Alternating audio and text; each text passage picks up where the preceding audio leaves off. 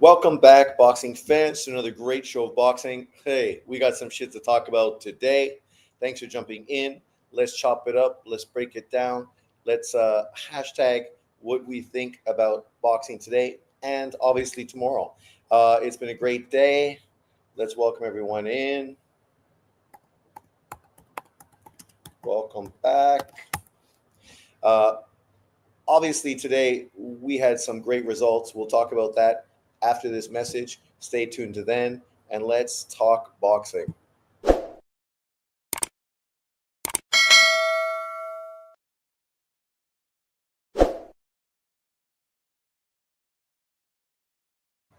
Welcome back, everyone. So today, I was out drinking till 3 last night with some friends, co-workers, and it went a little longer than anticipated. So I didn't watch the early part of this top-ranked fight card, but I did catch the fights that mattered, and obviously that was Keyshawn Davis. What a statement! What a performance!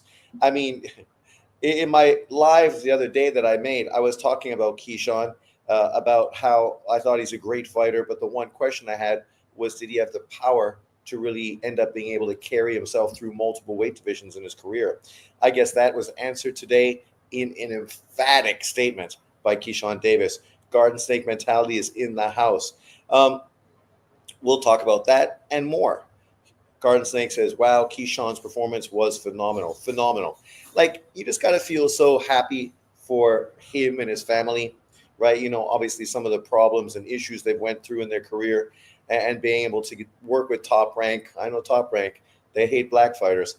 But to work with Top Rank to put on such a big event, 10,000 tickets sold in his hometown. Obviously, his three brothers there, his sisters singing the national anthem, all fucking, Virginia is representing.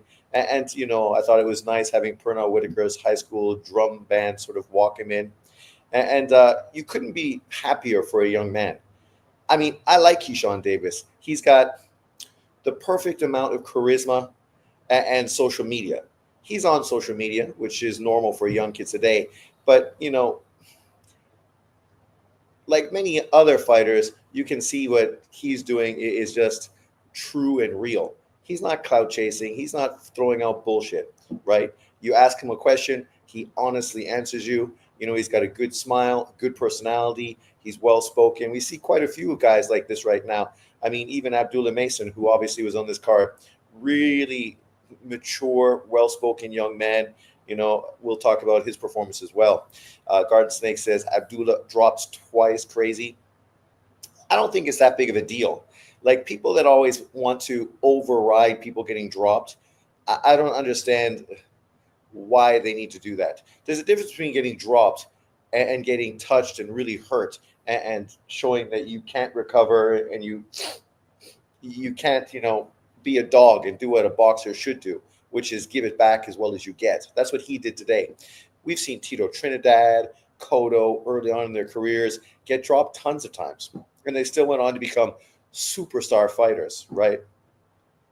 Uh, Keyshawn showed grit. I don't know if he showed grit, but he definitely showed stardom. Uh, he big brother Limos, not Keyshawn, Abdullah.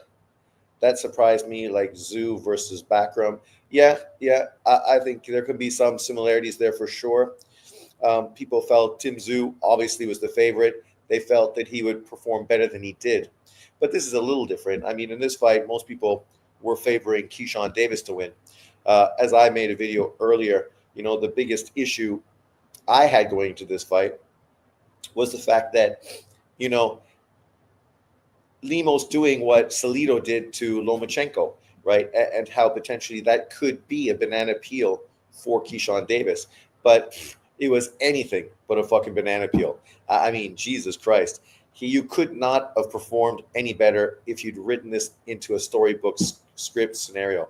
It was the perfect homecoming, the perfect performance. And I definitely think he's going to get a lot of support and push from this leading forward. The problem is there's still a large group of American boxing fans that are going to hate on him. I even saw tweets today, people saying, oh, Hitchens ruined Lemos.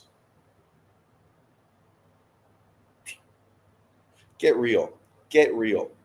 But you can't over explain stupidity.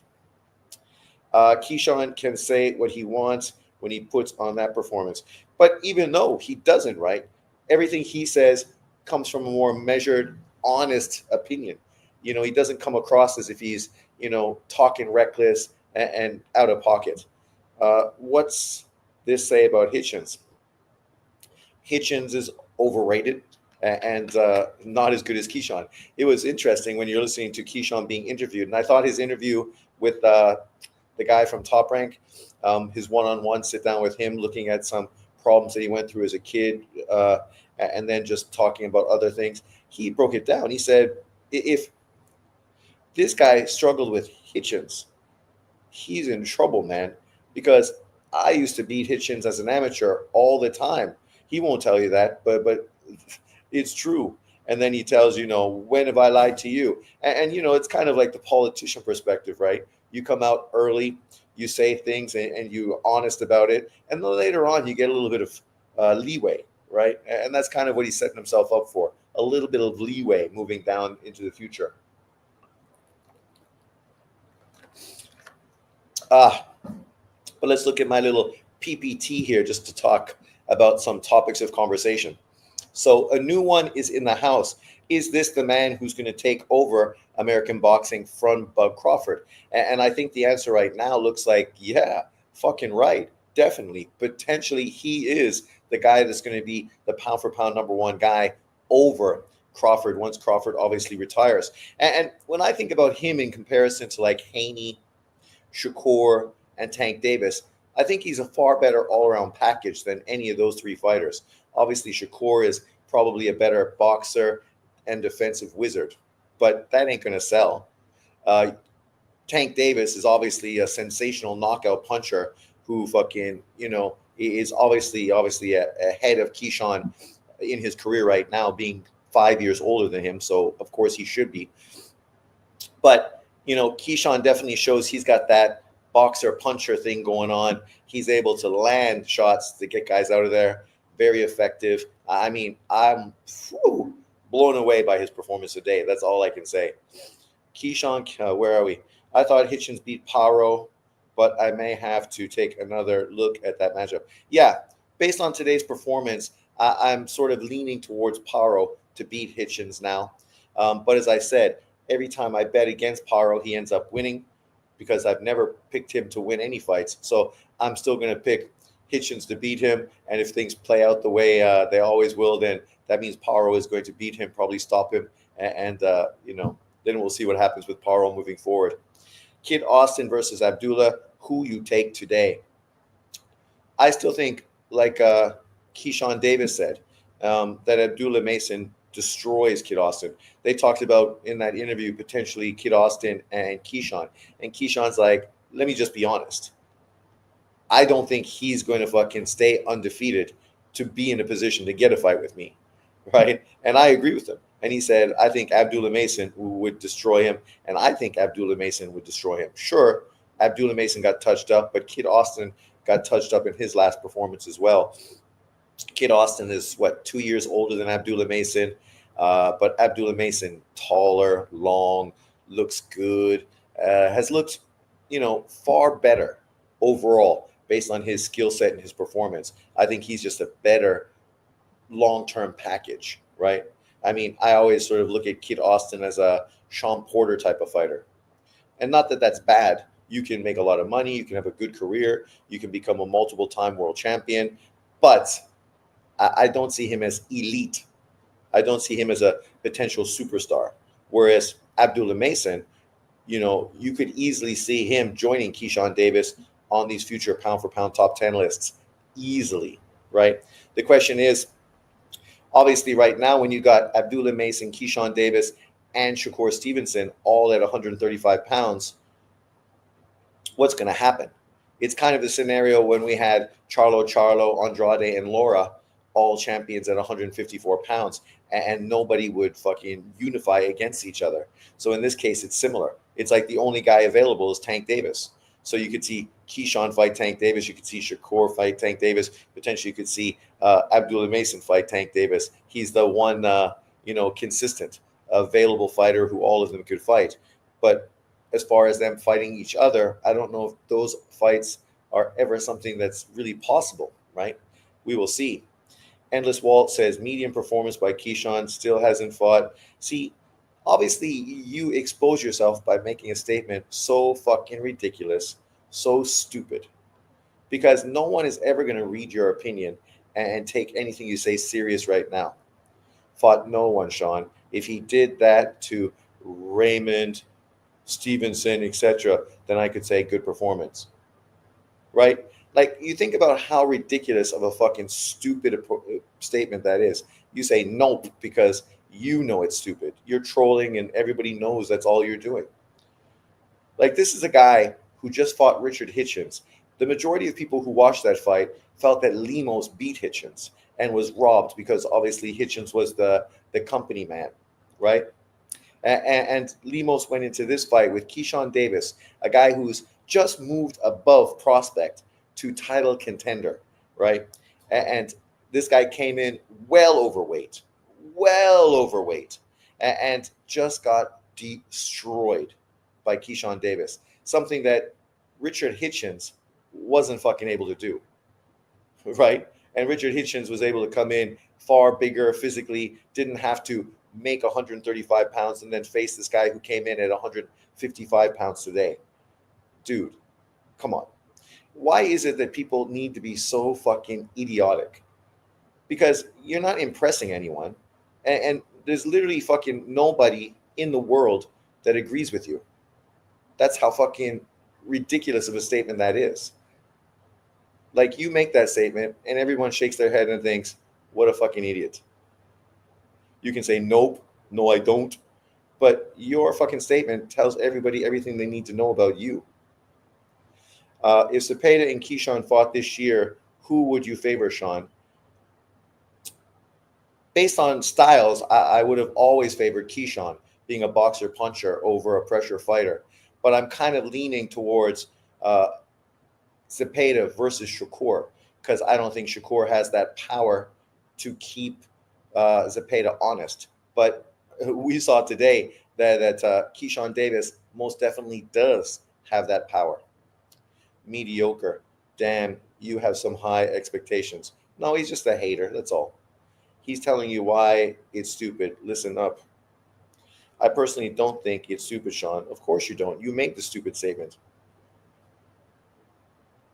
I wouldn't expect you to personally think that it was fucking not stupid. You probably think you're enlightened and making some fucking statement that really shines some light on something. But that only proves fucking what a stupid statement it is. I predicted all Manson first round. Keyshawn would kill Zepeda. No, Shakur will beat Zepeda too. Stylistically, Zepeda has everything he needs to beat Shakur, right? We've seen Shakur in with physical fighters that hit hard, and his performances have been very disappointing, right? And those were against fighters that I don't think are as good as Zepeda, right? Zepeda has the pressure to win rounds, to go in there and literally beat him by landing more volume, right, and winning. If Shakur can't hurt him, how's he going to win? By playing defense and making him miss. You're going to make him miss when he's throwing 5, 6, 7, 8 punch combinations.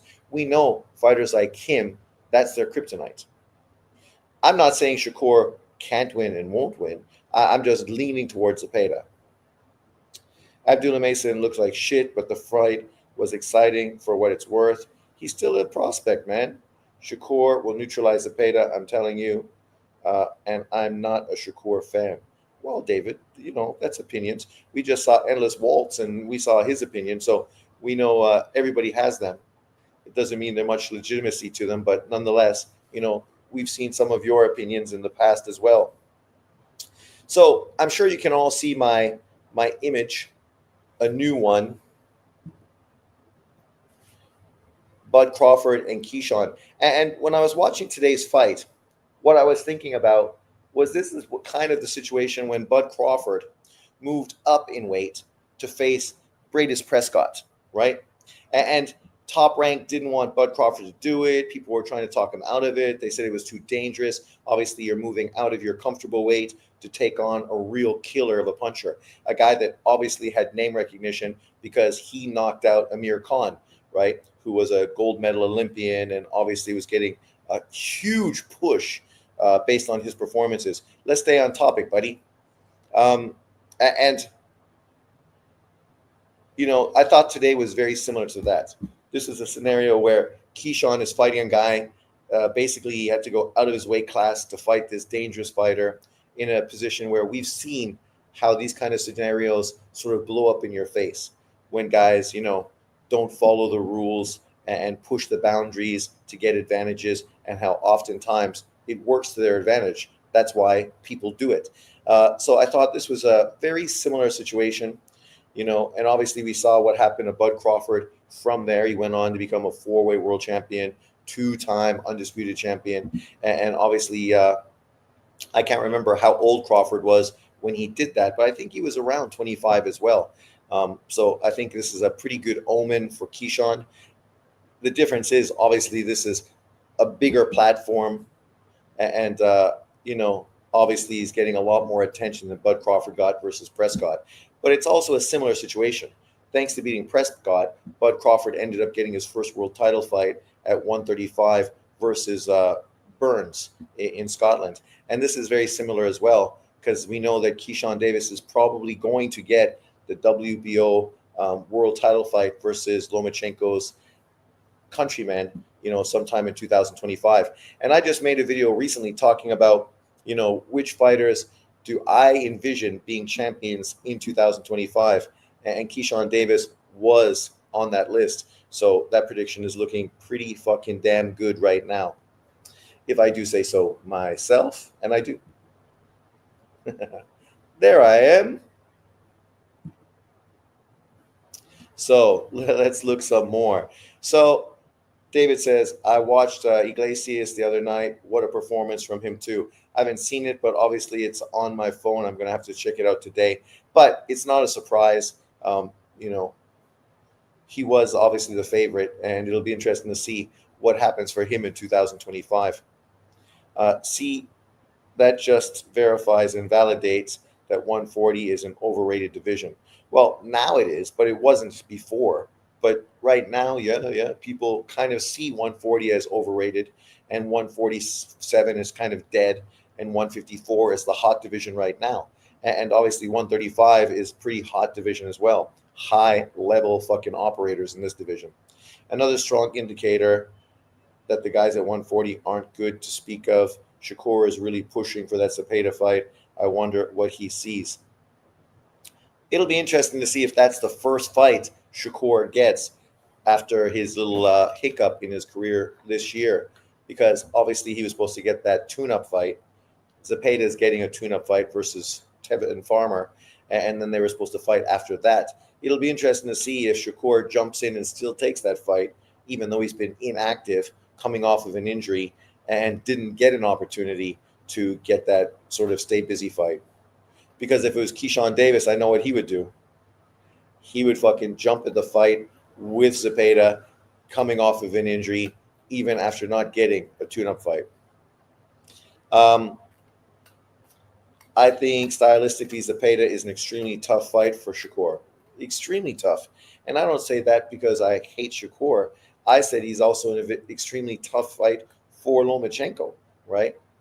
Stylistically, he is a come-forward volume puncher who fucking goes heavy to body and head, right? Like, if you can't hurt him and make him second-guess being so aggressive, what are you going to do to stop the fucking onrush of pressure? 147 is what it is, laugh out loud. 3 good fighters in Boots, Barrios, and Stanionis. Well, if you're going to say good fighters, then you could also put other fighters on that list as well. But I think it's pretty clear there's one great fighter, Boots, and then the rest of the fighters are mediocre at best. Stanionis' best win is who? Barrios, what did he do? Oh, sorry, he beat fucking Yugis. Uh, okay, I guess that's a good name on his resume. Then you got the Japanese guy, exactly, two of them, right? But neither of those guys really look like they're that level. They're both entertaining fighters, both hard punchers, but I wouldn't say they're elite. A man throws 1,000 punches a fight. What is the hype behind Zepeda? You know, the irony, David, is that you kind of seem like the kind of guy who really hypes fighters you think you discovered and you support. Yet then you're hypercritical of fighters that other people do the exact same thing too, right? You're all over pushing fucking Nunez at 130 pounds and acting like somehow he's fucking the boogeyman and the real killer. But you don't like Zepeda. I don't even fucking understand how that works because Zepeda is far more proven, right? Looks far better in his performances, whereas Nunez looks like he's waiting to land one big power punch, and in the meantime, getting punched in the face. Uh, the dude fucking lost to Rene Alvarado and couldn't knock out JoJo. He couldn't knock out JoJo, but who knocked out JoJo? He beat JoJo's ass better than Devin Haney did, and Devin Haney was considered a pound for pound top 2 fighter by some people. The hype is, can you stand his pressure? Exactly. Like, he is the consummate pressure fighter. Does this mean he's going to go on to be a pound for pound fighter in boxing? Not unless he's able to adjust and get better as an all around fighter, right? You know, being a one trick pony only takes you so far. Just ask Deontay Wilder. But the reality is, styles make fights, right? It depends on who you fight and the style they have. And his style is very good for a slick boxer like Shakur Stevenson. But Shakur just might be levels above him and go in there and really just embarrass him. That's true and that's possible, right? Because there are levels. You have styles against styles, but then you also just have levels in this game. And that's what we saw in Keyshawn Davis's performance today. He was just on a whole fucking different level compared to Lemos. And I like Lemos. He's another guy kind of like Zepeda, an aggressive, come forward fighter that uses volume to just break you down, wear you out, and win rounds. Because when this comes down to it, boxing is about winning rounds, right? Who can win more rounds? The guy that wins more rounds wins the fight. Even if the style is not something you like, even if it's not an exciting style, if you win more rounds, you win, right? It's a simple thing. You know, this is like baby math. You know, it's not complicated. Hello Ninja, thank you very much. The question is, will Tank fight Shakur, Tio, Devin, Keyshawn, Zepeda? I love Tank, but how are you a Tank and yet you are not ready for war? Seriously. And that's the only question people ask. It's not to be hateful or anything else. The question is, we want to see Tank in with the best fighters. Prove you're great by beating the other top level fighters in and around your weight class, right? Like, you know, there was a good statement post-fight today from obviously the top-ranked crew, and obviously they have no love for Tank Davis because he's not a top-ranked fighter. But they said, think about what Keyshawn did today. Tank Davis would never do that. Tank Davis would never have fought a guy who came in 6.5 pounds too fucking big, right? Never. Like literally, we've seen what he does. Pulls guys up or pulls guys down to his advantage. Keyshawn was the A side today. It was his event, but he had to deal with a guy that didn't care and just wanted to win, so did what he had to do to get the advantage. And still Keyshawn went in there and fucking humbled him. Mariaga, Rakimov are better than anybody Zepeda has fought. And they're better than the guy Mason got dropped by. So now you're comparing Abdullah Mason's performance to fucking Nunez. Nunez is like 30 fucking years old. Abdullah Mason is 20. In 5 years from now, nobody's going to know who fucking Nunez is. His career will be fucking long over. Abdullah Mason will just be fucking coming into his prime. Nunez showed he got a chin, unlike Mason. Oh my God. David, I don't know how you call yourself a boxing fan with all the terrible takes you take. Like, great fighters in history have been dropped, right? Like, get over it. Like, why are we going all out to try to shit on a prospect? Mason is a prospect. I didn't think there was a possibility of a Golden Boy robbery. I will bet it all on Shakur versus to beat Zepeda. Okay. The guy exposed his chin. Keyshawn did look good today, but come on, man. I think we may be going over the top about this Keyshawn fight too. Of course, you will say that because it's unfortunate that some people are just never going to give fighters fucking credit, right? Unless, of course, it's a fighter they dick ride, and then they will be all over it, love it like crazy. The reality is, what are you talking about, man? Keyshawn's performance today was fucking brilliant.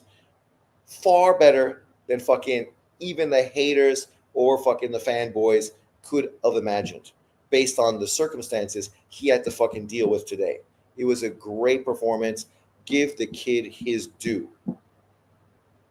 Sean, remember when Mason at 21 was better than a gold medal winning Loma at 20? I do remember that. It's funny, right? Like when John makes stupid statements, just like some of the statements we've seen in the comment section today. I have a feeling John will delete my comment. Keyshawn looked really good, though. Super good. Not sure how he stacks up with the top guys, but he's got a chance to beat them all. JB quote, laugh out loud. What did Lemos do besides beat Hitchens and get robbed in a division we know is terrible? David, what's your point again? So, what the fuck did Mariaga, who's super fucking old and past his best, and Rakimov, who was never fucking that good, do that was more impressive than Lemos? And what did they do that was better than fucking Jojo Diaz? But yet you don't mind hating on Zepeda for his dominant performance against Jojo Diaz.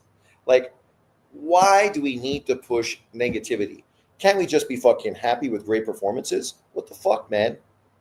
Like, Lemos fucking did what he had to do to get a big fight. Keyshawn Davis did exactly what he had to do to fucking have a stellar performance. So let's just give the kid his fucking praise, right? That's it. Just give the kid fucking praise. JB said Loma brought Rigo up to 135. I know, he's stupid. He continuously makes stupid statements. Loma was 129, Rigo was 128.5. And the irony is Loma agreed to fight Rigo at 124 catchweight when Rigo was a 122-pound champion and Lomachenko was a 126-pound champion. He also agreed to do a rehydration clause so that he wouldn't get too big on the fight night, right? And Rigo turned that down. But unfortunately, people that try to cap for Rigo and shit on Lomachenko ignore the truth. It's like now Tank Davis fans saying, oh, Lomachenko never called out Tank Davis. He never really wanted that Tank Davis fight. What? Lomachenko was chasing every single fucking champion at 130 pounds to a point where he had to fight Rigo because no one else would fucking fight him. That's the reason he fought him. He didn't want to fight Rigo. He wanted to unify against the other champions. And all of those guys ducked him. And they should have. Because at 130 pounds, none of those motherfuckers were going to beat Lomachenko. None of them.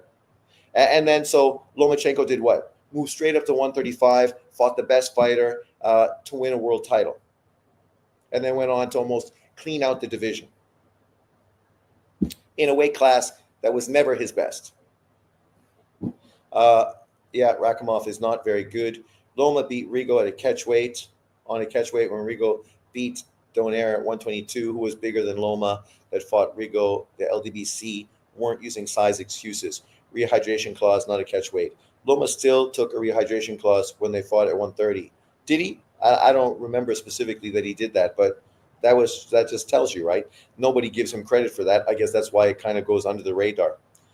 But the guy Mason just struggled with has a stoppage loss to Tsebat, who is decent, but nothing special.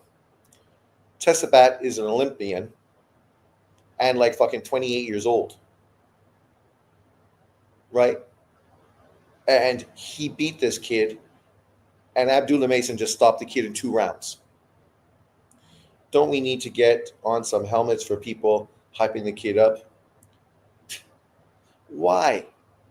Like, ESPN told you today, this kid is probably prospect of the year for good reason.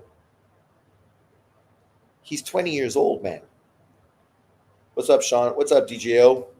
You mean Loma didn't go after the low-hanging fruit when he moved up, or is that more of a PBC move?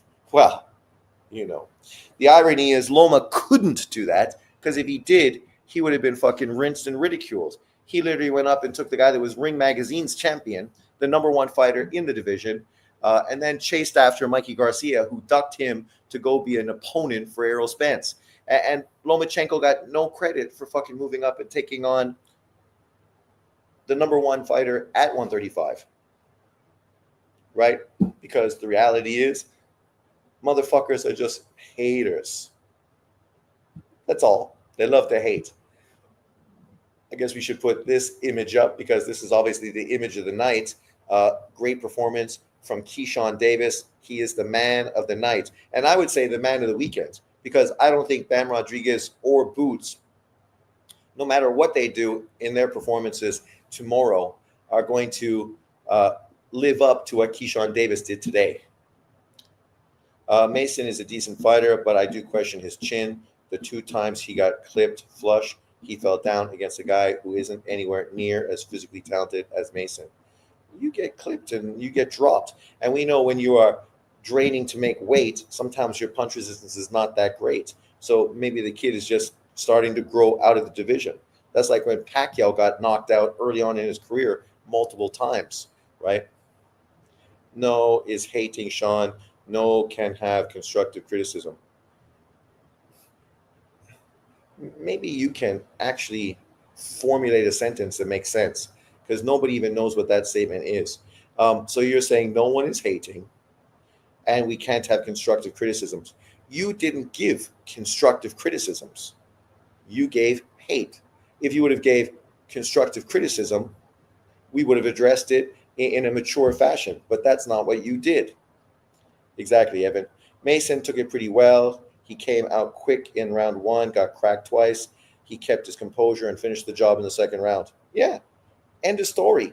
Like fucking Tito Trinidad got dropped how many fucking times in the first round? Miguel Cotto got dropped how many fucking times in the first round? These are living fucking legends. But we're going to shit on a 20-year-old who fucking still knocked this kid out faster than anybody else ever did. Guevara is a good fighter, but he's a grandpa, never been dominated in a fight, and his feet aren't what they used to be when he fought guys like Taraji. True. People are saying he's the best fighter at 135 outside of Tank. Mason, I mean. They're not incorrect. I mean, you would say right now you got Loma, who might be retiring and is 37 years old, Tank Davis, Shakur Stevenson, and Keyshawn. And then Zepeda is probably, a level below those guys, but probably the 5th best fighter in the weight division. Baranchek, maybe you'd put him right there with Zepeda and maybe Muratalla as well. So those 3 guys probably in the division below the top killers in the weight class. I think, stylistically, Keyshawn Davis beats all 3 of the guys I just listed. Loma, Shakur, and Tank.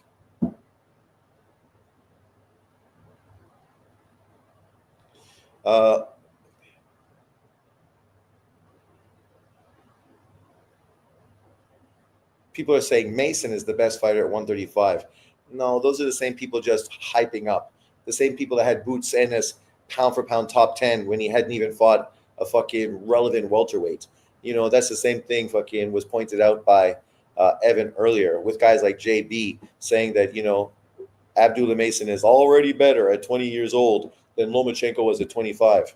It was like, nobody fucking believes that. Literally nobody. Again, a stupid statement from a guy that just hates everybody that's not black. I don't know why Tank is considered the best fighter at 135. He hasn't fought anyone at 135. Well, he's fought people at 135, but he's never fought any champions. So that's point is factual and true. People need to realize fighters are human beings. Exactly. That's why I don't understand some of the delusion from people. Like, how long have you been watching boxing? Like, nobody's career fucking is perfect. I love Lomachenko. He lost his fucking second professional fight. I don't think he deserved to lose. I think he should have got the victory, but it wouldn't have changed anything. Haters still would have hated. And then I don't think he should have lost to Lopez because he shouldn't have took the fight at that point, like his dad and trainer told him. But he fucking stepped up, did exactly what Keyshawn did. The difference is he wasn't able to fucking nail it down like Keyshawn did today. You're that high on him? Well, who's the best fighter at 130, David? Who's the best fighter at 130, David? I'm none of those dudes. None of those dudes beats a prime. Yeah, I agree, Wayne. I don't think none of those guys beats a prime Loma, but Loma is not prime. Some wise, swinging chin, dangling, airborne guy, Keyshawn knocks out, and all of a sudden it's impressive. Yeah, a prime Loma would be Tank Shakur and probably Keyshawn too. I mean, I give Keyshawn a little credit, but damn, keep in perspective. Again, David, who's the best fighter at 140 pounds? Keyshawn is really good, but there are still some question marks. Lemos is seriously flawed. Nobody was saying he was seriously flawed after the Richard Hitchens performance. Loma and Tank whoops Keyshawn, in my opinion. Loma and Tank would immediately take him, overthink it in the way Lemos can only dream of. The difference is Tank Davis would have a very hard time getting inside Keyshawn's jab, right? And we've seen this scenario, so I'm not lying. I'm not saying something that we haven't seen on multiple occasions. We've seen people that were longer than Tank win rounds, outbox him, control distance. And eventually what Tank did is the same thing that obviously we've seen guys like Deontay Wilder do. He eventually was able to land his big shot. But that's a maybe if or and could have, maybe should have, would have. The guy who's going to win rounds is going to be Keyshawn. And he just showed you today, if you get sloppy and he catches you, he can fucking finish you. And unfortunately for Tank Davis, he can be hit because he's a counter puncher. He does not throw volume. Prime Loma beats all of them, even if he ain't a full-fledged lightweight. I agree, but at 130, he would have fucking really dominated them. Probably either Otar Erisian or Eduardo Nunez. That's my point. You fucking are hyping up Eduardo Nunez, but you have a problem with people hyping up Keyshawn Davis, a fucking silver medal Olympian, a guy who in 12 fights is going to be a world champion in his 13th fight against an undefeated Ukrainian Olympic medalist. But you're going to hype up Eduardo Nunez, who's fucking 30-year-old prospect. I mean, he's even more the 30-year-old prospect than fucking Tank Davis is. Keyshawn struggles against American domestic level guys than Lemos. Lemos was never that good. Hitchens just sucks and is going to get dominated by Paro. Catterall is the best at 149, maybe. What's 149? And I can't stop Linares. That puts that division in perspective. Laugh out loud. Keyshawn only has 11, 12 fights. No, he can get better. He can't get better? Tank doesn't outbox anyone. He loses rounds to everyone. Yeah. Like fucking Deontay Wilder. I'm not saying he doesn't have power to fucking eventually catch guys and win. Obviously he does, because he does it all the time. But eventually that shit ain't going to fucking work. Eventually you're going to run into somebody who's got great feet, great jab, up and down. Today his jab to the body, I think, was the best weapon he used, and fast fucking hands on the counter. And Tank Davis might have to do what we thought he was going to do against Lomachenko: get frustrated, fucking jump in, and get countered and caught and dropped. That's why I've eased up my criticism of Tank. Loma was a 3 division champ in 12 fights. Sure, yeah. No one's hating on Loma. I thought Navarrete beat Branchek and got robbed. Really? I think you're the only person that thought that. I watched the fight, and I thought Navarrete looked fucking ineffective for the majority of the fight and was very disappointed because I wanted Navarrete to win. If Navarrete would have beat Branchek, we would have got to see a Lomachenko Navarrete WBO IBF unification fight, right? As surely as fucking I'm sitting here wearing glasses right now. But unfortunately, the shit didn't work out the way I hoped. So now, we're kind of left in limbo. And that's disappointing for sure because it's not what I would have wanted. But things don't always work out the way you want, right? Sarcasm about Keyshawn can't get better. Okay, that's what I thought.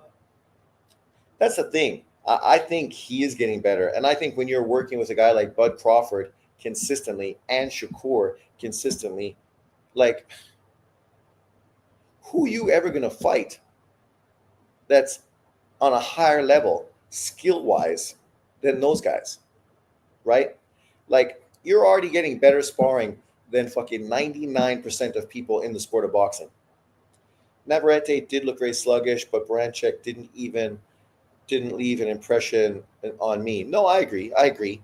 He did what he had to do to win, but I wasn't impressed at all. I was kind of disappointed that being a Olympic medalist, that he didn't show a little more, I don't know, more skills or just more effective skills as far as his jab and putting his punches together. His face was mangled. Loma spokes Navarrete like rolled weed. I would have loved to see it though. That would have been a great win on Lomachenko's career. I would have loved to see him go in there and fucking destroy that big Mexican.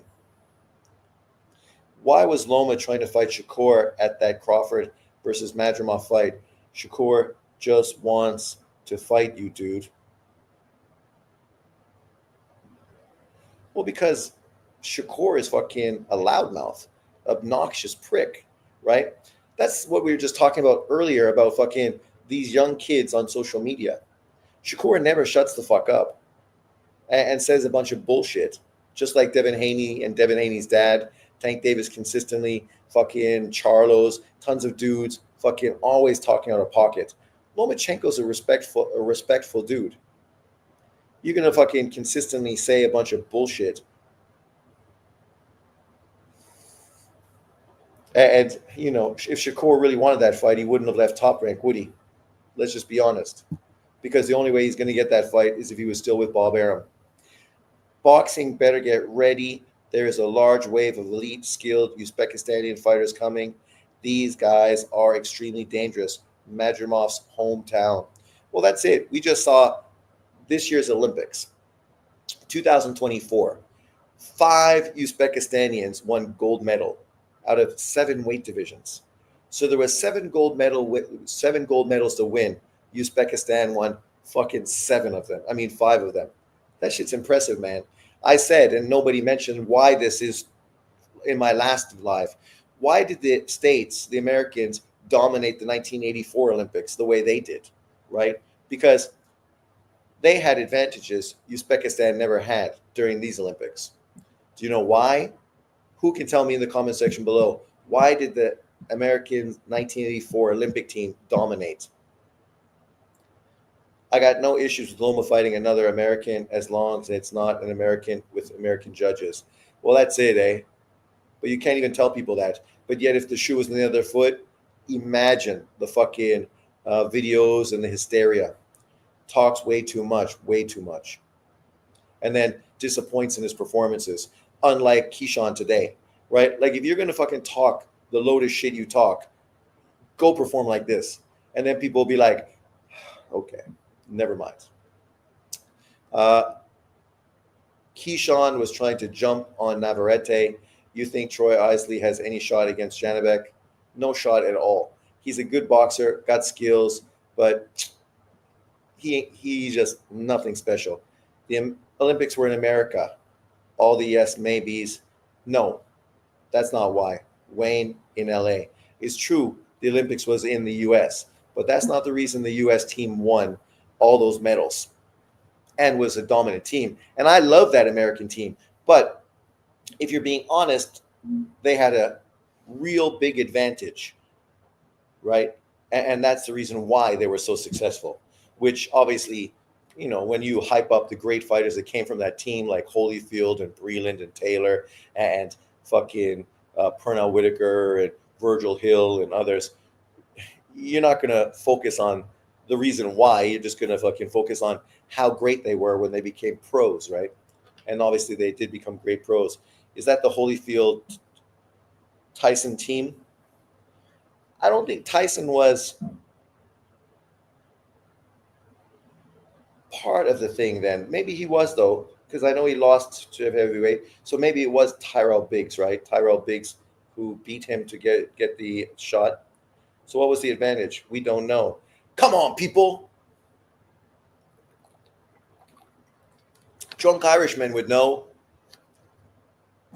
I see Munguia is back to his cherry-picking ways. See, once again, David, a dude can't stay busy, right? Stay fucking sharp, waiting for big opportunities without being criticized. The dude fighting 4 fucking times this year. You're not going to fight killers every single fucking time. But let me tell you, let me break it down. In the 1980 Olympics, the Olympics were going to happen in Russia. John Boxing's in the house. And of course, he's going to hate, even though I'm here praising fucking Keyshawn Davis like crazy. But you're going to come here and just spew nonsense and fucking hate. I don't understand people. Negativity. I'm like defending black fighters right now, talking about how people are so full of shit and such haters. But then he's going to come here and just hate and prove that he's a racist. But okay, let me first say, the 1980 Olympics were in Russia. The U.S. team boycotted the 1980 Olympics. So in 1984, Russia and Cuba boycotted the Los Angeles Olympics. So all those Americans had the advantage of not having to facing any Russians and any Cuban fighters during that Olympics. So there you go for some trivia. Yeah, I like Emiliano. Vargas is fighting bums. You can't even put him in the same class as Abdullah Mason because Abdullah Mason is fighting good opponents to develop him. Vargas is fighting pure bums, tin cans. How about leaving Loma, Tank, Shakur out? They are the top fighters at lightweight. Styles make fights. Keyshawn showed us who he is when he's up against a boxer. Watch the Neary Albright fight. And he won that fight, John. He won that fight. He struggled with a difficult fighter who didn't want to engage and was a good boxer. And that was like his, 8th professional fight. And he won.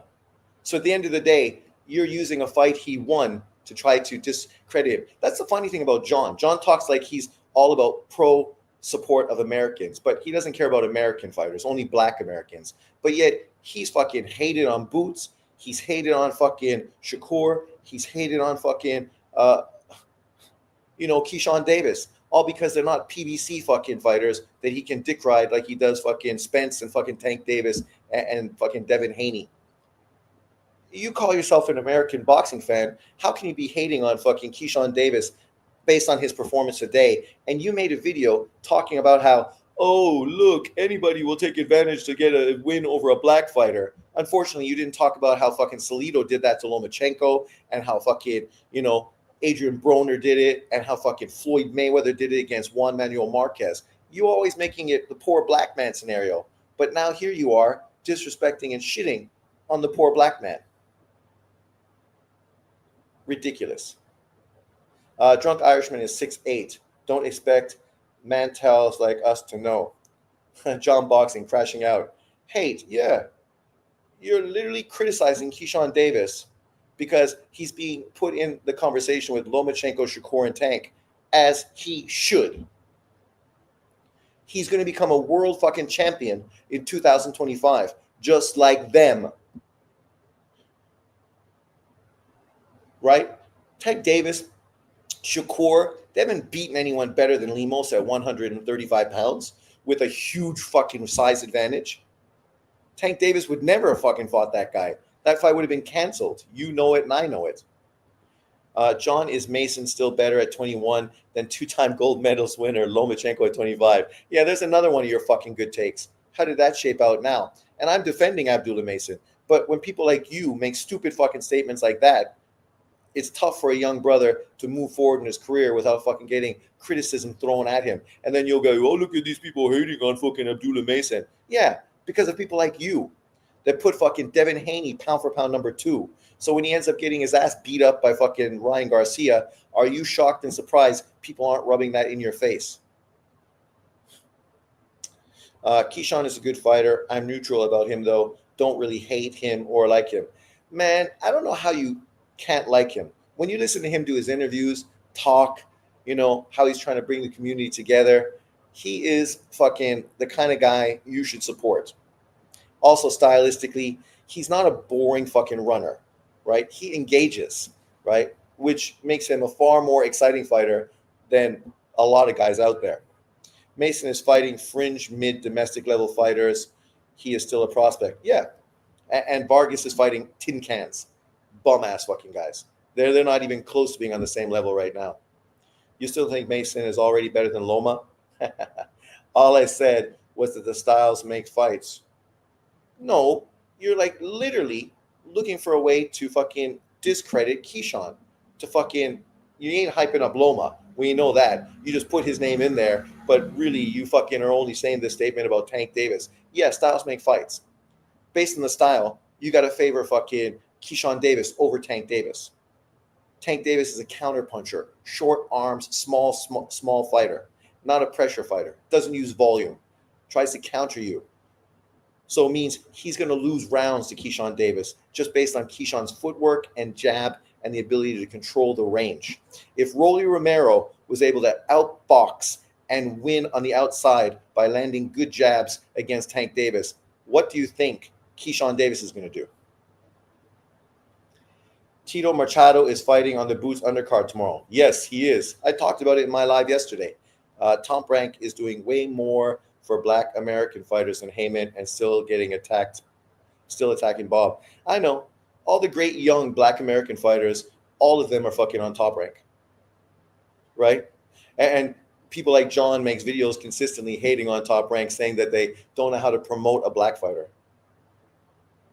Today's event was fucking sensational. 10,000 people, local venue, fucking high school band, great performance, right? But yeah, Top Rank is shit. They don't know how to build black fighters, even though, Floyd Mayweather was built up by Top Rank. Y'all should have a debate. I think Keyshawn style can beat the Ukrainian guy. For sure. Yup, he sure is. Well, you got to leave more context than that, John. Nobody knows what yup, he sure is means. I won't be surprised if Keyshawn unifies before Tank if he gets a title. Well, that wouldn't be surprising at all. The problem is, who's he going to unify with? Chances are Lomachenko is going to retire, even though that's a fight that makes sense, top-ranked fight. So if he's going to unify Lomachenko, Keyshawn, that fight, you could potentially look forward to that happening in 2025. He won't fight Shakur, who's on Matchroom, and Tank Davis don't want to fight anybody. So, they know that PBC doesn't stand for predominantly black champions, right? Well, I don't know if they know that. He's going to go make some stupid videos. Mason got floored twice by a fringe domestic level fighter.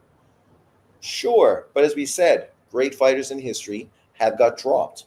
Unlike John, we don't need to push out bullshit narratives, right? Tito Trinidad got dropped tons of times in the first round early in his career. So did Miguel Cotto. So did other fighters. Top fighters like Bernard Hopkins, Hammer and Hank Armstrong lost their professional debuts, right? Shit happens, man. And then you move forward, you learn from it, and you get better. The guy Mason fought was not even seen as a top fighter, and the 2 times that guy landed, Mason went down, John. How do you feel about Abdullah Keyshawn, Sean? Future champs unified? Yes, future champs unified.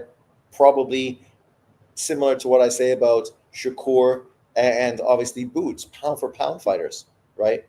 I know I hate Black American fighters, but right now, potentially the future, I got four guys in the fucking pound for pound that are all Black Americans, and there obviously could be more, but I'm projecting the future, so who knows who's going to be around. I want Loma to beat Tank. I would love the Loma Tank fight, but Tank priced himself out, and I think at that point Loma sort of did what Terrence Crawford did, right? He walked away and sort of said, "I don't need you, so I'm going to walk away and then make you think about what opportunities you really have and why maybe you should treat me a little more fair." Keyshawn terrorizing Tank and his fangirls. He'll get robbed. Well, that's true. The fight will be in Vegas, and he'll be robbed by three American judges. He will if it's in Vegas for sure. He would love to have a wrench here so that he could block all of us when he does on his channel. One thing I will give Keyshawn is he can't say he's a weight bully. That's a fucking fact. Wayne, a turkey affair. Not a very big 135 guy. He ain't, man. I thought it was who was talking, the top ranked guy, and saying, he's just a skinny kid. And that was what I said yesterday in my live, right? I was questioning if he had the power he needs to really develop and go through multiple weight divisions. But that shit's been answered today. Mason looks like he needs to move up. The dude is chinny. Well, that's what I'm saying. Maybe draining down to 135, being a big kid, maybe that's potentially why he was a little chinny today. Mason and Boots, on the other hand, are weight bullies. He needs a wrench for all damn loose screws. John was still holding his position that Abdullah at 21 is better than Loma at 25. Keyshawn has a great shot selection, and Abdullah, that was his statement. That John still fucking is standing on his square, that Abdullah Mason at 21 years old is better than Lomachenko at 25. Even though Lomachenko is fighting world title fights, Abdullah Mason is fighting top 50 fighters.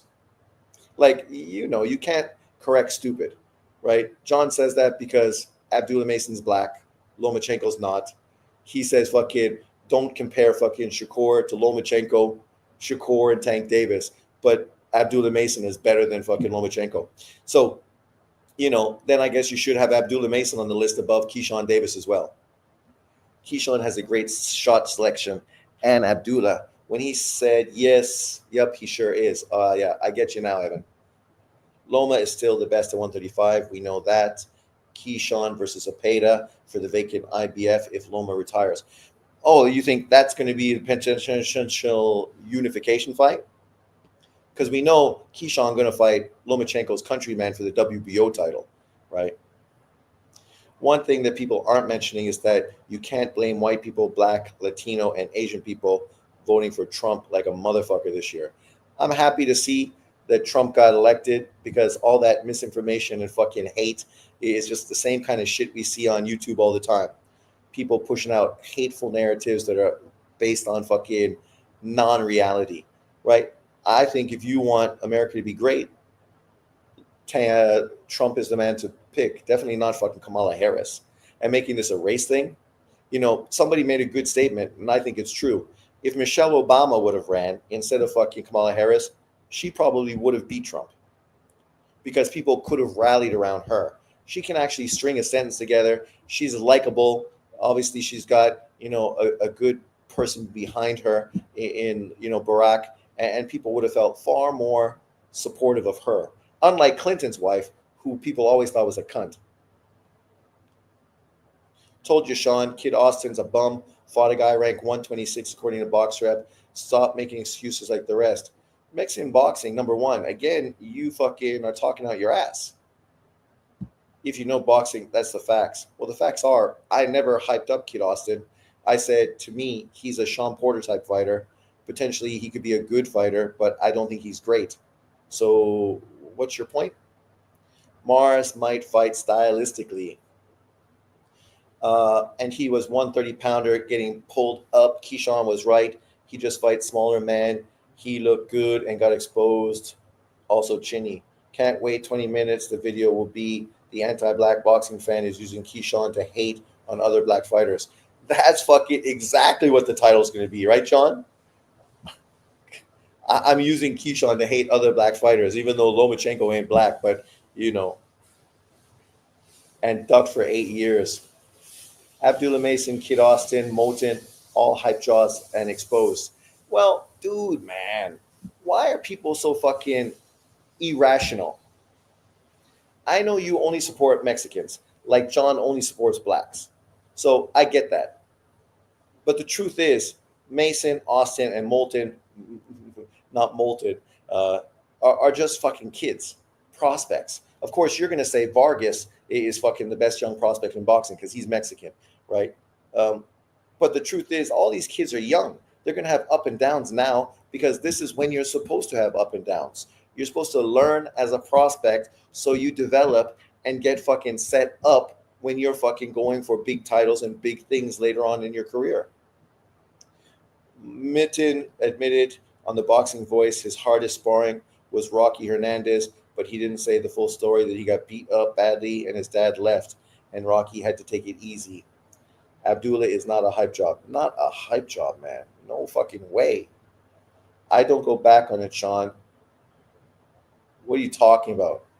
Don't misquote me, brother. Keep fucking things 100. Don't be fucking like these other dudes that fucking spit lies and fucking act like it's truth. I'm fucking open. I tell you exactly what I said and fucking I stand on my square. Whether it worked out my way or not, it don't matter. Sean, boxing, even black Americans saying they're all hype jobs. This is about boxing facts. Whatever. Turkey affair, what? Sup, Sean and chat? Jag, what's up, my man? Abdullah, even a prospect contender, has one of the greatest shot selections. Keyshawn Davis, only one that impresses me. Keyshawn looked good. You cannot fucking... I'm still blown away by that performance. I predicted Keyshawn victory, but I definitely did not think he was going to stop Lemos, and I definitely did not think he was going to fucking destroy Lemos. So, fuck. Hats off, man, in a big, bad way. Loma's the king at 135. We know it. Raymond Muratalla and Zepeda both stopped Mason and the kid easy. What are you talking about? Zepeda and Mason are fucking almost 30 years old. Come on, man. Abdullah and Keyshawn have bright futures. Loma stops. Cambo. Tio didn't. Haney didn't with 2 attempts. Was it because of age, Sean? No one's shitting on fucking Lomachenko. You're on the wrong channel if you think I'm hating on Loma. Or just Loma pure IQ. Loma's fucking just way better than Kambosos. He was always better than Kambosos. When Kambosos was going to be the mandatory for Lomachenko and Lopez, everybody knew that Lomachenko would beat Kambosos then. That's why we were so shocked and surprised when fucking he beat fucking Lopez, coming off of a career-defining victory against Lomachenko, right? And then when Devin Haney beat him, that was not a shock or surprise to anyone except Devin Haney haters, because nobody ever thought Kambosos was that good. Just a reminder, I came in respectfully. Can even have a logical conversation. I said styles make fights. The top fighters are way better than Lemos. And nobody disagrees with you, John. Nobody said that the 3 fighters you listed aren't better than Lemos. But those 3 fighters are not going to come in at 155 pounds, being fucking a whole weight class more above Keyshawn. You made a video fucking outraged because of that. So, let's just fucking give the kid his due credit for fucking overcoming the hurdle that was put in front of him and looking fucking spectacular. Also fighting at home. And we know how this affects people when they fight at home. Generally, people crumble because of the hype, the attention, the fact they just can't focus, and maybe they try to overperform. And by doing that, they underperform. That's not what happened today. Keyshawn Davis fucking gets his flowers. We don't need to find fucking ways to try to discredit his performance today. If you don't think he beats Tank Davis, which is what you're fucking talking about, because you don't care about Shakur and you don't care about Lomachenko. So we know what you're really saying. You think that that Keyshawn can't beat Tank Davis, but I just told you how he can beat him. Tank Davis is a counterpuncher, exactly the same as Deontay Wilder, relying on his power to fucking land a counter shot to score a knockout win. He loses rounds consistently. He's lost rounds to fighters that fucking are not even close to as good as Keyshawn Davis. So you know he's going to lose rounds to Keyshawn Davis. The question is, can he catch Keyshawn Davis to knock him out to win the fight? Because if he can't, he's going to lose. Now break it down. Tell me where I'm wrong. Sean, Abdullah Mason got exposed. Kid Austin and Moten as well. 3 out of 4, not bad. Send John the link, Sean, and have a real boxing debate. I don't mind sending John the link, but what are we discussing? Him hating on Keyshawn Davis? That's a bad look for a guy that's all about supporting Black American fighters to come on my channel and have me defend the Black American fighter as he tries to fucking chop him down.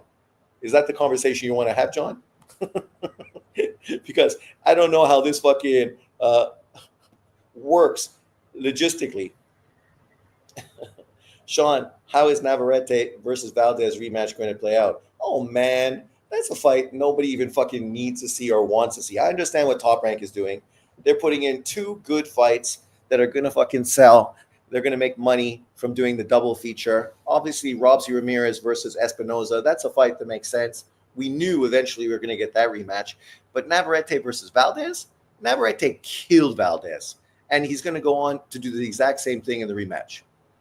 Valdez is not good. And he's limited.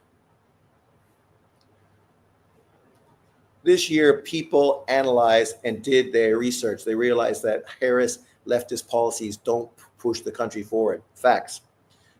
Now Twitter wasn't fucking, controlled by the mass media anymore and by the Democrats. John Boxing, all your fighters getting exposed. That guy is right.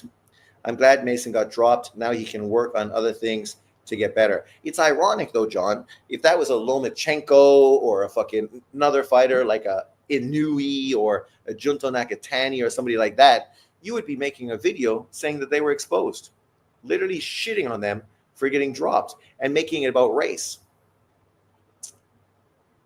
So it's kind of ironic that now you're defending Abdullah Mason getting dropped twice. I'm defending him too, but I'm not the one who consistently hates on people because they get fucking dropped so I can push some racial content on my channel. That's you. JB makes racist video after video, then says he comes respectively. Wow. I know. And then he goes back and fucking shits all over me on his channel. Kid Mason and Moten in sparring. What's happening though?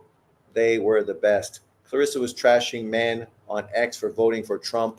Why would working men vote for feminists? Well, to be real, she ain't a feminist, right? I think the majority of men in America are feminist. They believe women are equal, but they also believe that women and men are different and we each have our role, right? That's the way life is. What's going on now in America has nothing to do with feminism. Actually, it's anti-feminism because they're trying to fucking get rid of women and turn fucking transgendered into the new women, right? Like, what the fuck, man? Like, literally, you're trying to turn transgendered into the new woman. I mean, we know you pick up your skirt, you still got a cock underneath. You ain't a woman.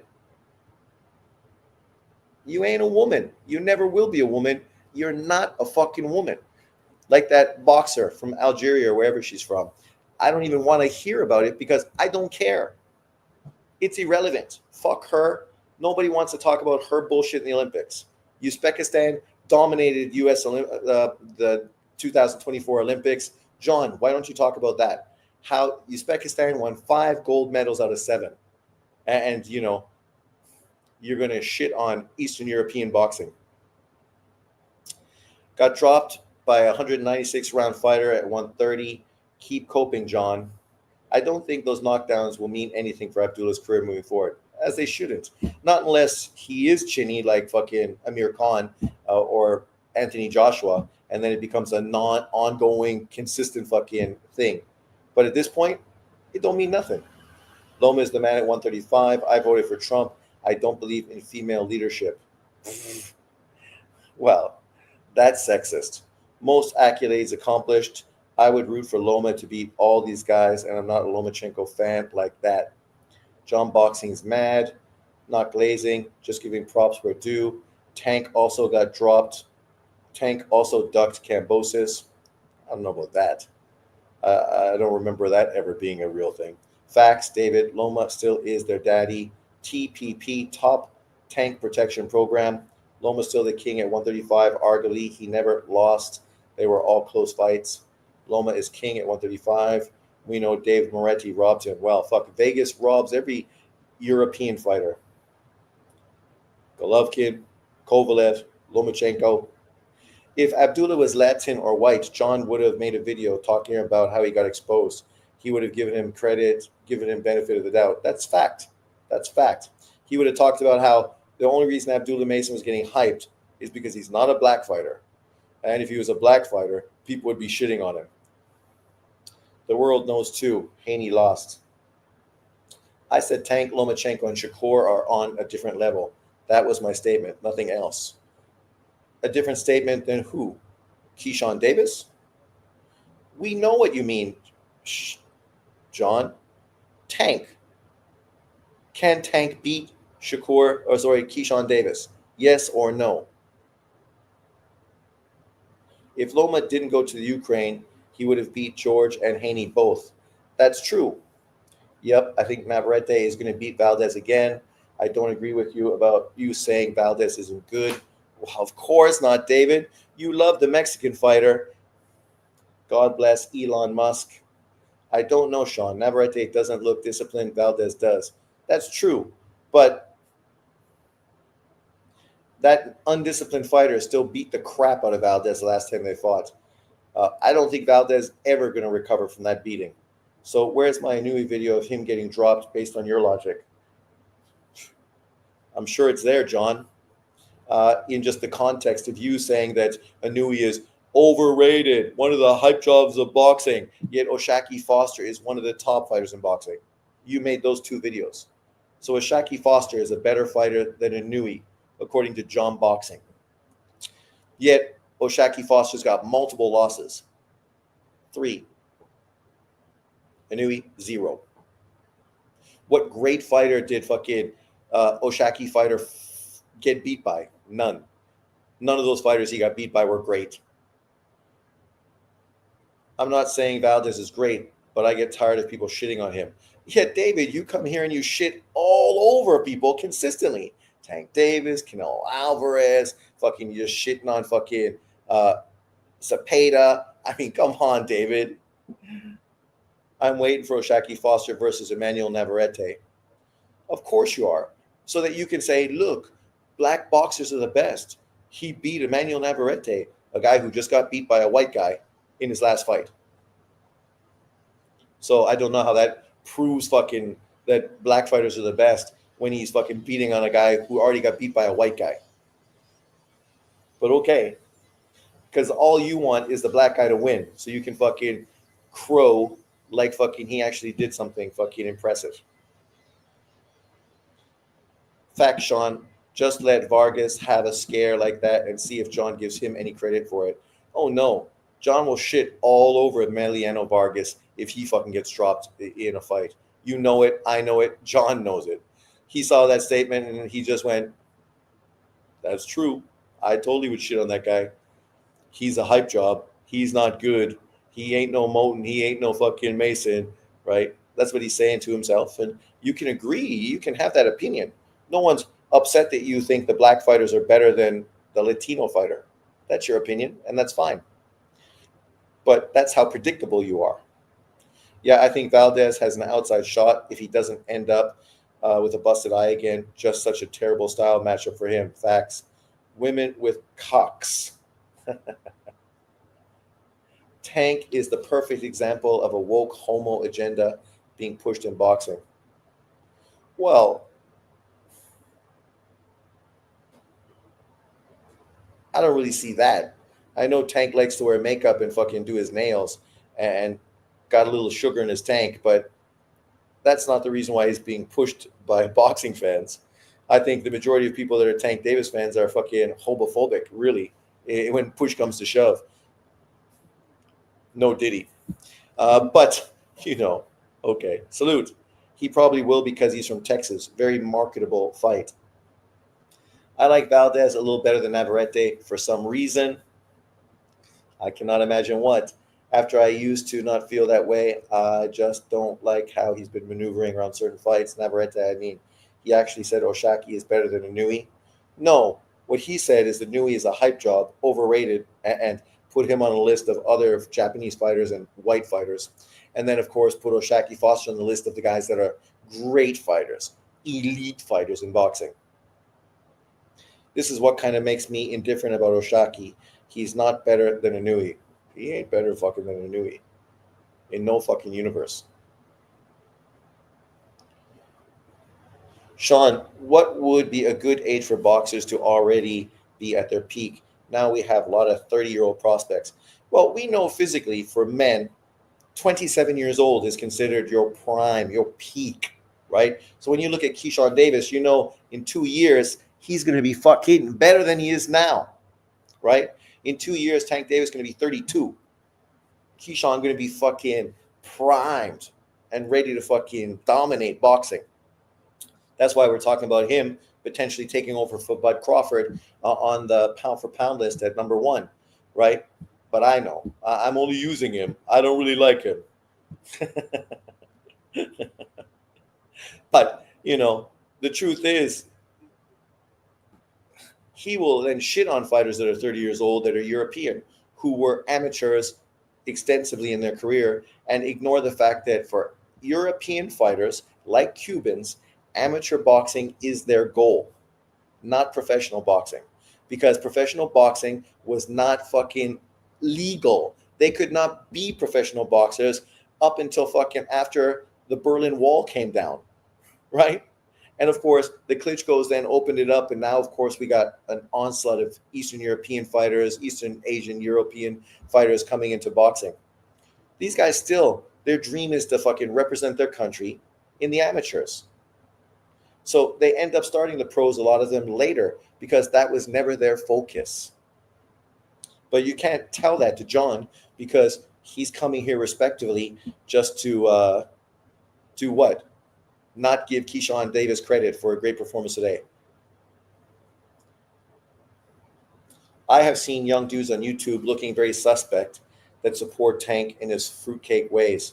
Well, that's what fucking the LDBC is pushing, right? That's why they are pro Devin Haney and right now anti-Tank Davis. And you got that real Bud Crawford, Errol Spence split. And the reason they're split because Tank is because they think he's got sugar in his tank and the people that support him are fruity. And based on all this shit that's coming out with P. Diddy and stuff now, we know that shit is far more fucking than people even talk about. And it's ironic. The people I know that were the most homophobic were black guys.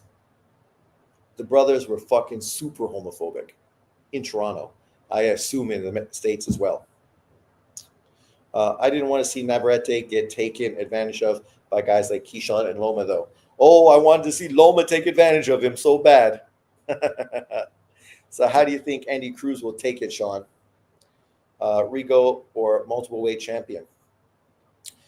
I think Andy Cruz may win a world title, but I don't think he's better than Keyshawn Davis. Ring IQ was talking about this today, and it's true. We talk about amateur boxing, we talk about professional boxing. The problem with a guy like Andy Cruz is he is a fucking amateur style boxer. He's going to have to adjust to the pro game to be really at his best. And the question is, a lot of these Cuban fighters just can't adjust, and they're not marketable. Their style is not exciting. So, they're not going to get a lot of push. They're not going to get a lot of fan support, right? So it's going to be hard for them to get big fights because they are difficult style matchups, but they don't sell a ticket. So you're not interested in seeing Oshaki Foster versus Emmanuel Navarrete? I don't mind, but that's not the fight I'm most excited to see. I'd rather see fucking Nunez versus Navarrete. But you probably don't even know who Nunez is. I'm talking about boxing. You're just complaining about opinions that you have no control of. See, it's amazing, John, how you somehow try to always twist reality. Literally, what we're doing here for the last hour and 20 minutes is talk about boxing, except for a little Donald Trump stuff in there as well. All this is boxing. Everything we're saying is boxing. Just because it's not what you want to say or you disagree with doesn't mean it's not boxing. Like you're literally a guy who consistently comes on his channel, only pushes race, but yet you think you're talking about boxing. No, no. Everyone watches your channel knows you're only pushing race. You're fucking very seldom focused on boxing. Navarrete beats Foster, in my opinion. I don't know if this version of Navarrete, because like John, it's interesting because he didn't want to give Lomachenko credit for beating Kambosos because Kambosos had already been beaten by Devin Haney 2 times. So, but now he wants to give Emmanuel Navarrete, Oshaki Foster, full credit of beating Emmanuel Navarrete, a guy who literally just got beat in his last fight. How much credit, John, can you give Oshaki Foster if he beats Emmanuel Navarrete right now? A lot of credit? A little credit? You're going to put him on your pound for pound top 10 list? We know you are. We know you are. If he fucking does what Tank Davis has never done, unified titles, you're going to put him on a pound for pound top 10 list, right? Even though you hype up Tank Davis, who's never done what Oshaki Foster is trying to do. I mean, put that in perspective. Put that in perspective. One thing I will say, though, is I think Keyshawn was more adamant about fighting Navarrete than Lomachenko.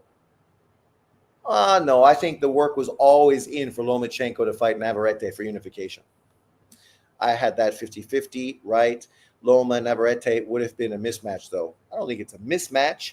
Navarrete's tall, long, hard puncher would have been a 4-weight world champion at that point, right? That would have been a great win for Lomachenko. Of course, people like John would have then shit on it and said that Navarrete was a cherry pick. But then he wants to give Oshaki Foster tons of credit for beating him. Hit the likes, people, for sure. Stylistically, not a good matchup, only for hardcores. Oshaki Navarrete? No, I think that sells, not just the hardcores. You got the black American fighter, the Mexican fighter. Obviously, that shit, is relevant in America. They love race shit, right? And they're going to eat that shit up. So, it's going to fucking be successful. Sean, stop picking on JB. Thank you, Machado, for the coffee. David, who do you have winning? Sugar Nunez is a bit bum tour. He's my guy, but even I got to keep it 100 for him too. Don't forget that he snitched. John snitched, man. 7,000 fucking followers, John, on my channel, and you have no remorse for fucking snitching my channel, doing what everybody does on YouTube. Even you did it. Think about it, though. Nunez can get a shit ton of money fighting guys like Lee Wood and Kasakal. Well, he's going to fight Kasakal, right? And then I guess he could fight Lee Wood in the UK. That would be a big money fight. But tell me you wouldn't love to see Navarrete and Nunez fight, right? Somebody's getting knocked out, probably Navarrete. But it's going to be a fun fight, right? See, this is the thing, John, he's so focused on pushing a black pro narrative that he doesn't care about fights that just obviously are going to be great style matchups. That's why he was so in his feelings when people were talking about Valdez versus Navarrete, which turned out to be a fucking great fight. He was so adamant to have Shakur beat Valdez so that then he could hype on Shakur and talk about how black boxers dominate the sport of boxing. Meanwhile, the reason we weren't pushing for that fight because we knew Shakur would beat Valdez and it wasn't a competitive fight, and it wasn't. Right? The Navarrete Valdez fight was way better. That's why they're doing it again. I'm a big fan of Oshaki, not a fan of Tank.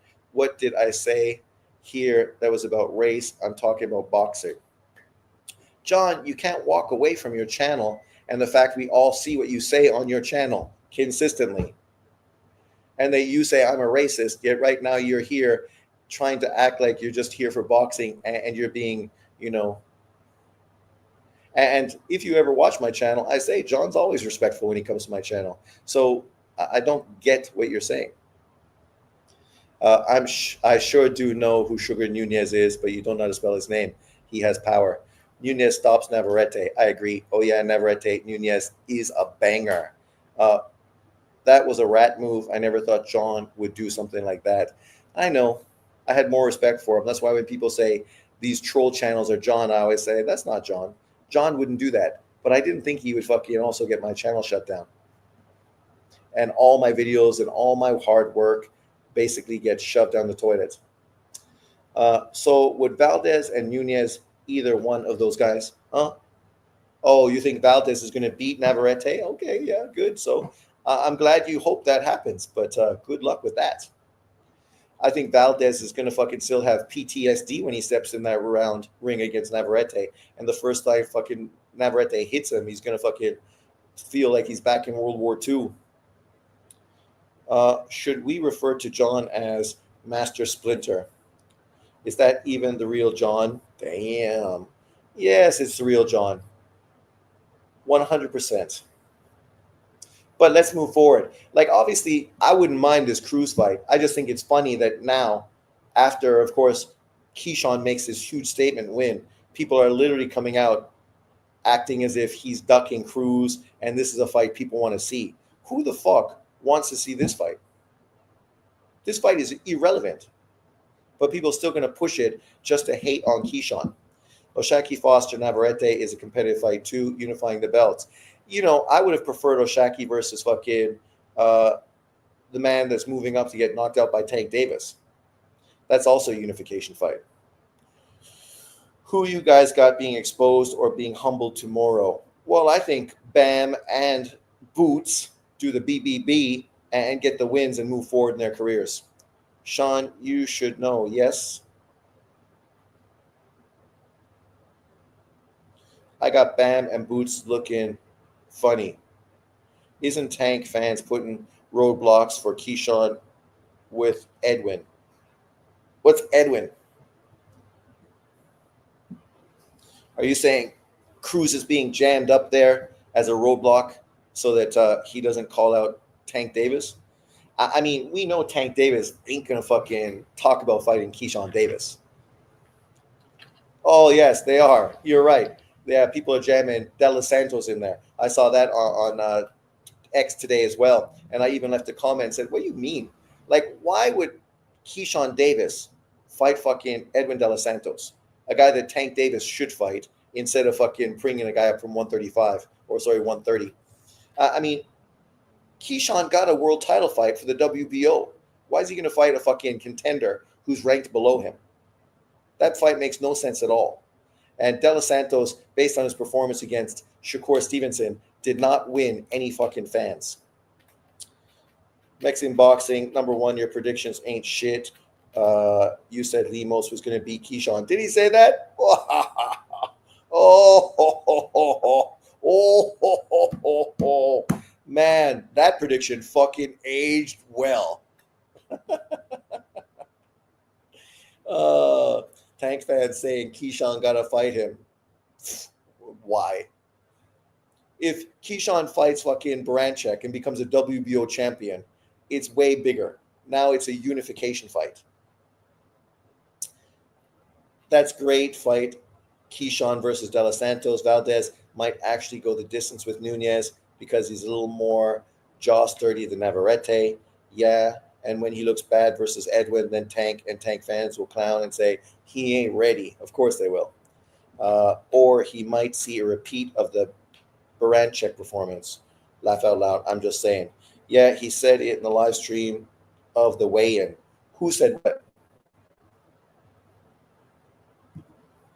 Let's move forward.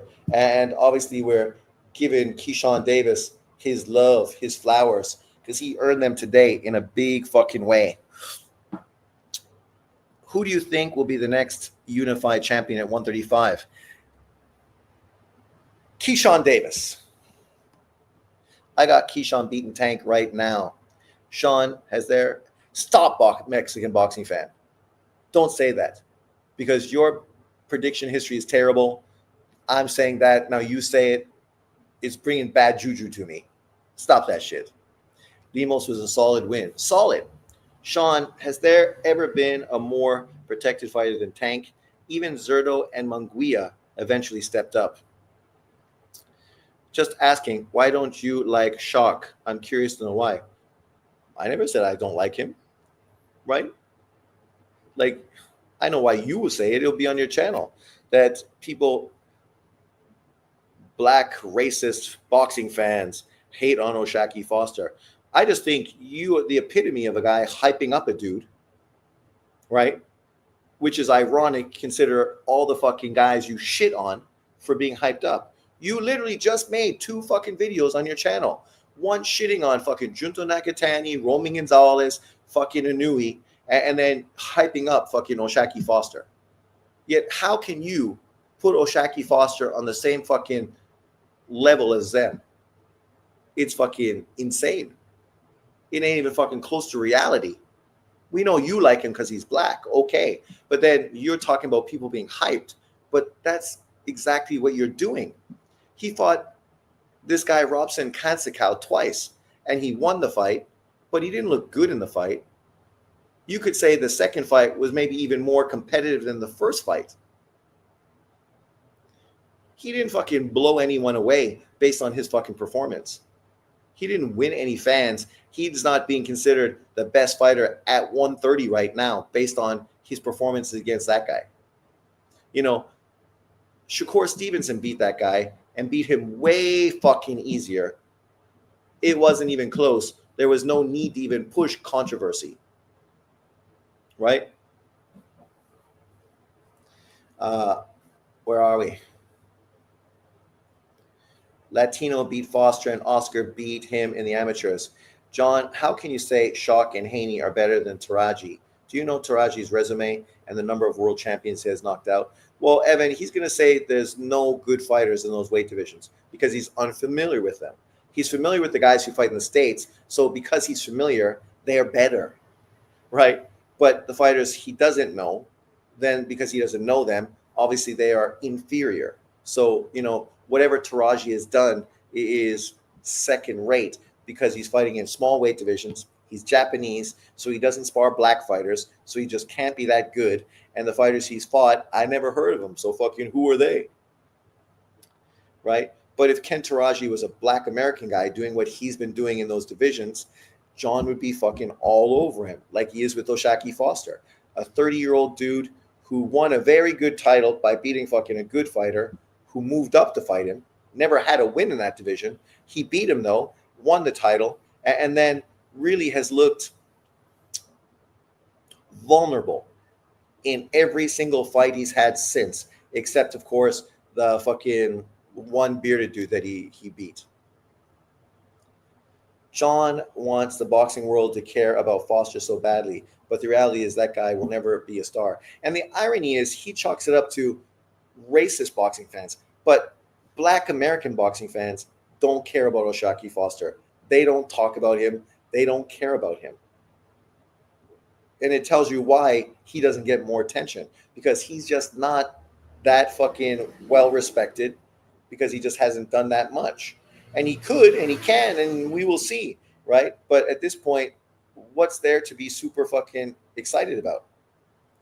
I was just asking why you don't like Shock. Shock is my distant relative. I didn't say I didn't like him. You said I don't like him.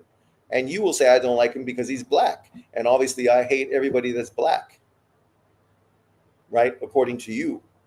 But the reality is, whenever I support black fighters, then you say I'm just using them and that I don't really support them. So it's a no-win scenario for me, right? It's kind of like Canelo Alvarez fighting Bud Crawford. If he beats him, he gets no respect. If he loses to him, he gets fucking clowned. So what's the point?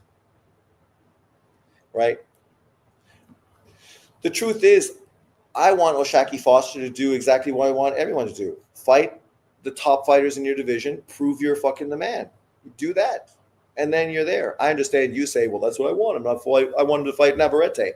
Yeah, but if this was another guy, a non-black fighter who's not related to you, who fought a guy coming off of a loss, you would literally say it was a cherry pick. You would give him no respect. Lomachenko did that with fucking Kambosos, and you disrespected him and hated on him and said he didn't deserve an opportunity to fight for a vacant world title. Even though his close competitive loss to Devin Haney, which elevates Devin Haney pound to pound number 2 because he beat fucking a great fighter in Lomachenko, that doesn't deserve a world title fight for a vacant belt. But Errol Spence deserves a world title fight in a weight above, coming off of a brutal knockout loss, not even ranked by the sanctioning body. He is now, because they understand that's the only way to justify it, but it still don't justify it. Foster is a clown. I have no problem with Foster. He sounds like he's got a good story where he's come from and what he's doing. You know, you got to be happy for a guy who reached fucking the level that he wanted to become a world champion. He's making good money now. So I got no problem with it. But I'm also not fucking a huge fan of his either. But currently at 130 pounds, there's not really any fighter that I'm really super excited about at all. So is it hate for him or just disinterest in the weight class? So you need people like Sean and I to tell you Shock ain't on Taraji and Inui's level. Well, he should know that already. Is Shock actually a relative, or are you saying it because he's black? Either way, your family ties proves your bias. Well, that's true. I live in Asia, so I'm related to Junto Nakatani. Mexican boxing, what's your opinion about William Zepeda? I think he's one of the overrated ones. I don't think that this is the real John. Sean, he got your channel canceled. Fight him. I got you winning in that fight, Sean. Boxing versus John Boxing. John Boxing is fucking 20 years younger than me and probably about 40 pounds bigger. Oh my God. Can't even have a conversation. What do you mean? Are we having a conversation? Why are you so emotional? Emmanuel still has a belt in Shock's weight class. Emmanuel Navarrete lost at 135. It sounds like you're justifying things to me. Because, you know that if this was a different fighter, fighting a guy that just lost at 135, coming down, you would look for a way to discredit him. I ain't discrediting O'Shaquie Foster. If he gets the Emmanuel Navarrete fight, good for him. They're all top-ranked fighters. It makes sense, and it's obvious that after Valdez, that's a potential fight, more so than a Sugar Nunez, who's obviously not promoted by Top Rank. Did you surprise when Shiraz ducked Janibek? Did he duck Janibek? I don't know if that's true or not.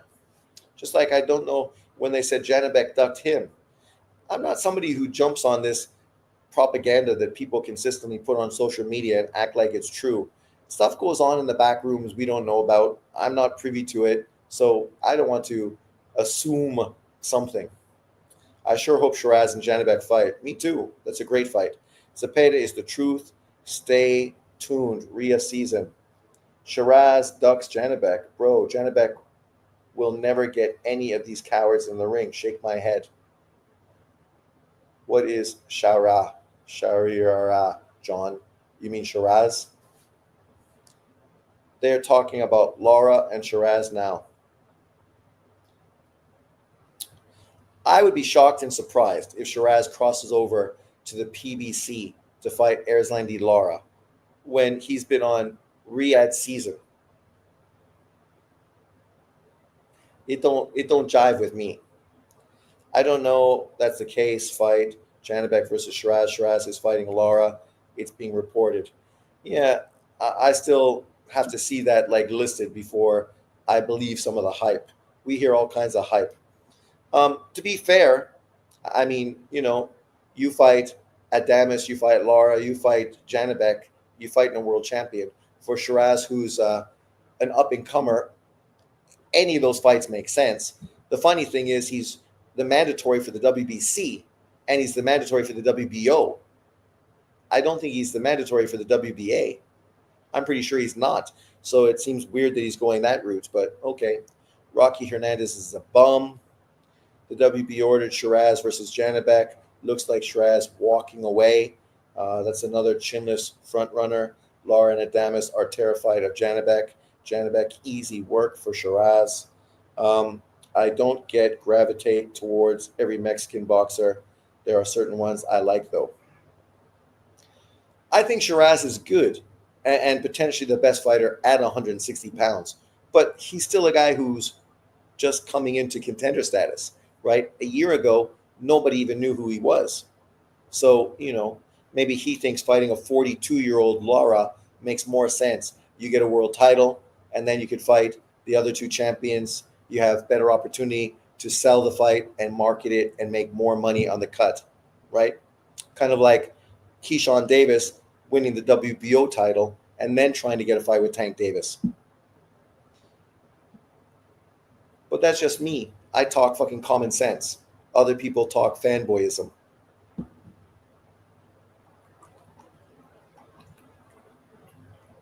Speaking of Riyadh season, we just saw this obviously popped up recently. We saw Eddie Hearn announce a potential 5-on-5 versus Golden Boy, and this is Oscar De La Hoya's reply. And basically, Eddie Hearn said, okay, okay, okay, okay, for the majority of these fights. Janibek is less marketable than Lara. Bullshit. Janibek's got fucking Riyadh season, who I'm sure would be super excited to put him and Shiraz on a Riyadh season card. But here you go. Virgil Ortiz Jr. versus John Ennis. That's a no-brainer. That fight, I won't say it's better than the winner of Madrimov versus Bohocuk, because I think that's a legitimate 154-pound fight and obviously a great fight. And the winner between Madrimov and Bohocuk, they're literally telling you they're one of the best fighters at 154 pounds. For Virgil Ortiz to fight John Ennis, that would mean John Ennis needs to come up to 154. Obviously, it's a fight that people have been talking about for a long time. So I think it's a more marketable fight, a fight that fans would be way more excited about. We know John Ennis is part of Matchroom now. So it's a great fight. I definitely think it's the headline fight on this card. It's a fight that people will get really excited about. It's the epitome of what American boxing has become now. Black versus Mexican, right? And pushing the whole racial fucking narrative to fucking make money off of it. And YouTube community would be all over it. Even fans that don't really like John Ennis all of a sudden now would love this fight. Virgil has not ducked boots. Nobody said he ducked boots. This would be a great card. It also paves the way for Tio versus Para at 140 next year. Yep, stop the fanboy cap. Virgil agreed to his end to fight Bud, according to Turkey. Weren't there rumors Jesus Ramos versus Charlo fighting? Yes, they were. That was potentially going to be on the Tank Davis undercard. Virgil not ducking boots. Who said Virgil's ducking boots? I just said it's a great fight. But I would think that a potential fight between Ortiz and obviously Janibek or one of those fighters makes more sense. If Turki Al-Sheikh wants Virgil against Bud Crawford, that fight makes all the sense in the world, right? This is the best potential opponent for Bud Crawford at 154, a fight that sells for the exact same reasons John Ennis and Ortiz sells. That's a great fight. Great fight. I said I would love to see Bud Crawford get that Tim Tszyu fight and then fight Ortiz. You may not get the Canelo fight, but you get those two fights. Both are very marketable. He's going to make good money in both of those fights, and it's a great way to fucking solidify his legacy. Shakur and Devon's egos would never allow them to be undercards. Not going to happen. That's probably true too. But Riyadh season, the money they pay, the hype you get, it might be too much to walk away from. One more Oshaki question. Did you see the back and forth between Oshaki and Raymond Ford? That would be a great matchup. That would be a great matchup. Obviously, Raymond Ford's moving to the new division. He's looking good in training. I was watching his training video footage. He's looking like a beast, a dog. And he was really, after that great win he had to become world champion, it was really kind of disappointing for him then to get beat by Ball. So this would be a great opportunity for him to become a two-weight world champion, and sort of get back on top of that, obviously pedestal that he was on recently. And when we talk about fighters, stylistically, I prefer Raymond Ford to Oshaki Foster. But Oshaki Foster is the natural 130-pound fighter, and that may be the difference, right? I just said I'm not a fan of Virgil or Boots.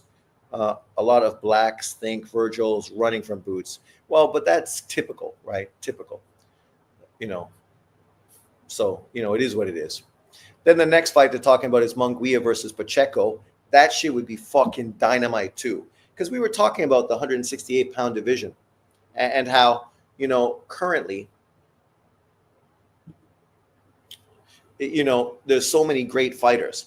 Maybe not big name fighters. Obviously, we just talked about Ulysses Iglesias, who won the other day in Canada, moving forward in his career. Great up-and-coming Cuban fighter. Super exciting style, unlike many Cubans. Then you got fucking Berlanga, Munguia, Pacheco. I mean, these are the guys all under Canelo. But Billy, you throw these guys into a fucking hat, pick two names and put them together, you're guaranteed some fucking great matchups stylistically, right? So now you throw Pacheco in with Munguia. This is a fucking great fight. A great fight. I would have loved to see Munguia versus Billy. Some of us felt that was the fight that Top Rank was pushing for. Would have loved to see Munguia versus Berlanga, Mexico versus fucking Puerto Rico, right? That would have been great, especially coming off of the Canelo Alvarez fights, just the marketability you could push because of it. Man, I don't think you can go wrong, but I definitely think Pacheco is a marketable fight. I don't know if it's more marketable than the Berlanga fight, in honesty, but, this is talking about Matchroom versus Golden Boy, so, it is what it is. If Bolchuk blows away Madrimov, he's the number one guy, in my opinion. He ain't blowing away Madrimov. Madrimov is going to knock his ass out. And then that's just going to show the justification of Bud Crawford fighting Madrimov and how good Madrimov truly was. Because I do think he is the second best fighter at that division. Stanionis has been shelved. That's disappointing. Guy's whole career has been fucking shelved. Literally. Oshaki's good defensively. He just lacks a little fire. Add De La Hoya to the mix. Then where are we? After that, then you got, of course, Zepeda versus Oshaki. That fight is guaranteed to happen already. The fight's already been talked about. Apparently it was next in the chamber. Shakur was going to fight the dude from 130 coming off of a loss. Not a great opponent, right? Fighting a dude coming off of a loss for the second time in a row. Bad optics for Shakur to do that. But if he would have then followed it up fighting Zepeda, then people would totally forget about it completely. It's a great fight. We talked about it earlier in the chat. A lot of people favor Shakur to win. But stylistically, Zepeda has a real shot at winning that fight. It's kind of like you look at the Meldrick Taylor fight versus Julio Cesar Chavez. That's what this fight kind of looks like, right? Not to say Zepeda is Julio Cesar Chavez, and not to say that Shakur is Meldrick Taylor. Maybe he's better, right? But it's a similar type of style matchup, so it's a potentially great fight.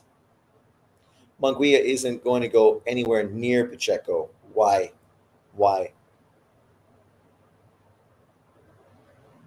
Why wouldn't he go near Pacheco? I like Boots, Stanny, but biz-wise, it don't generate the income needed. Well, I think that's bullshit because I don't think fucking Boots or Stanionis are fucking big-name fighters. Neither of them are pay-per-view. Neither of them are big names. What's the biggest fight Boots has been in with? Fucking nobody. He's never fought a top-level fucking welterweight. And Stanionis, he was going to be in big fights, but he was never the big name. That was fucking obviously, what's his face? Virgil Ortiz, that was the big name, not Stanionis. He's never been in a fucking big fight either. So there's no reason money should stop a unification fight between those two fighters because neither of them, Howard as well, fucking Mario Barros, he's probably more popular than all fucking three of them.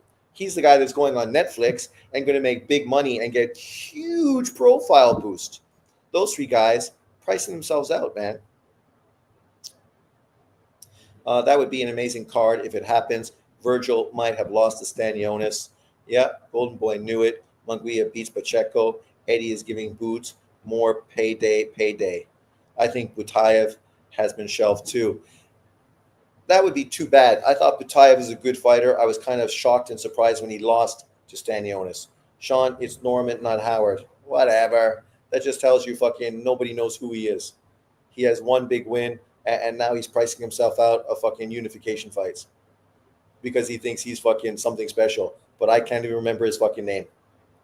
And I agree. We know the PBC boat has sunk in. Boots acts like he's worth 70 to 80% of the purse, and he ain't no star. He ain't no star, but his promoter is the one paying the purse. So that adds a lot of legitimacy to it. And he's also the one doing the fight in Philadelphia where the fans are coming to see him. No one's coming to watch fucking Stanionis. No one's coming to watch fucking Howard. Barrios, obviously that fight makes more sense, probably sells more marketable.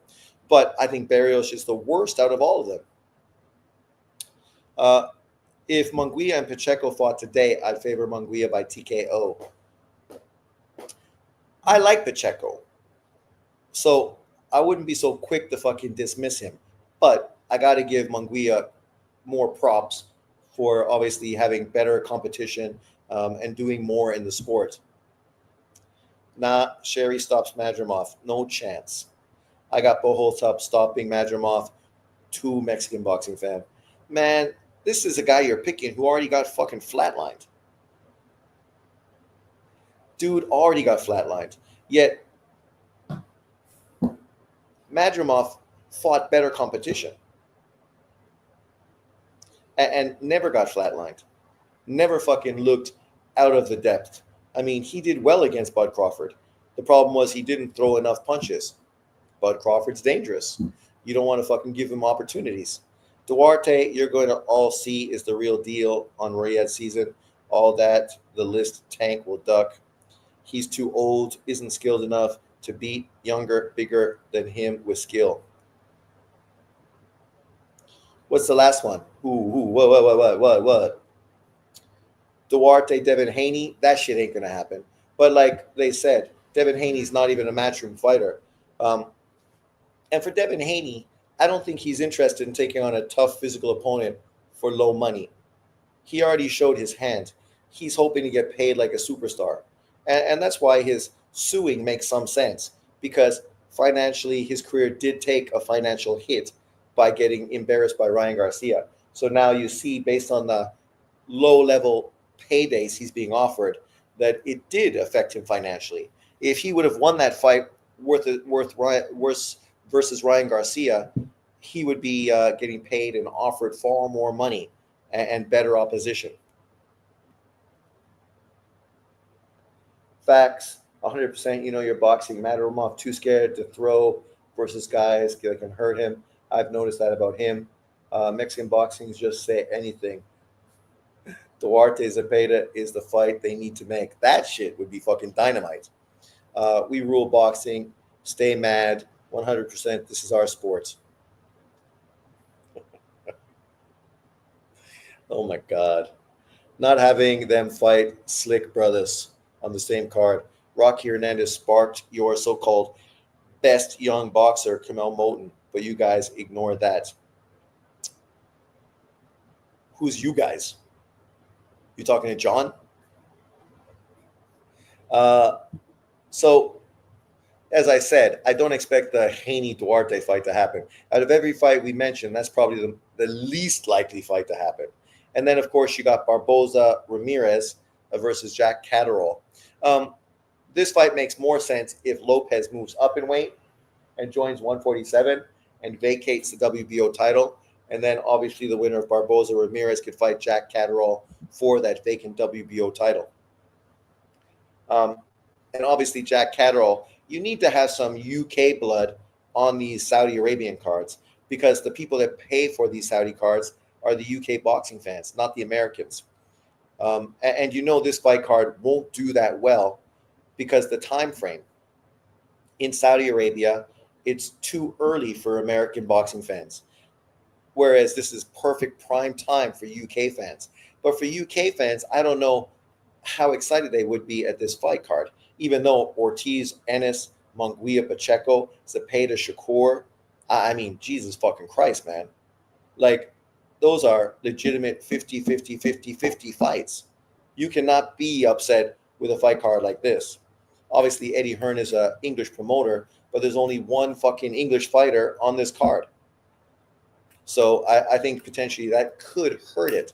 I think you'd have to put on an English fight card. Maybe he could put that young English heavyweight guy that he's got and throw him in with some heavyweight from Golden Boy. I don't know if Golden Boy has any heavyweights. Is Andy Ruiz still Golden Boy, or where is he? Oh, he's PBC, right? When did Moulton get beat up by Rocky Hernandez? Apparently in sparring. Easy, they gooey, laugh out loud. David Esther is probably some fake sparring stories he's heard. Kermel said Hernandez gave him work. I don't doubt it, but sparring is sparring. Why people gonna fucking pick and choose when to run with sparring stories? Sparring is fucking sparring. Let's keep it consistent. Sean, I'm a duck, so why do you continue to support me? I can never fucking stop wondering why so many fucking trolls are in the boxing universe. It's ridiculous. Oscar, the best promoter in the game, going to smash Matchroom clean sweep. Well, if he does that, he ain't fucking showing he's the best promoter in boxing, because what's his face already smashed fucking Eddie Hearn in a 5-on-5, so it'd be nothing new. Hernandez is tough in early rounds, then folds in late runs. No chin, not high on him at all. He was the best talent coming out of all Mexican American, Jordan Fuentes and Joe Irate, etc. The one thing I can say about Mexican boxing fan, at least he does pay attention to up and coming Mexican fighters, right? If you're gonna call yourself this name, you better fucking know about Mexican fighters that the majority of people don't know, right? Let's just be honest.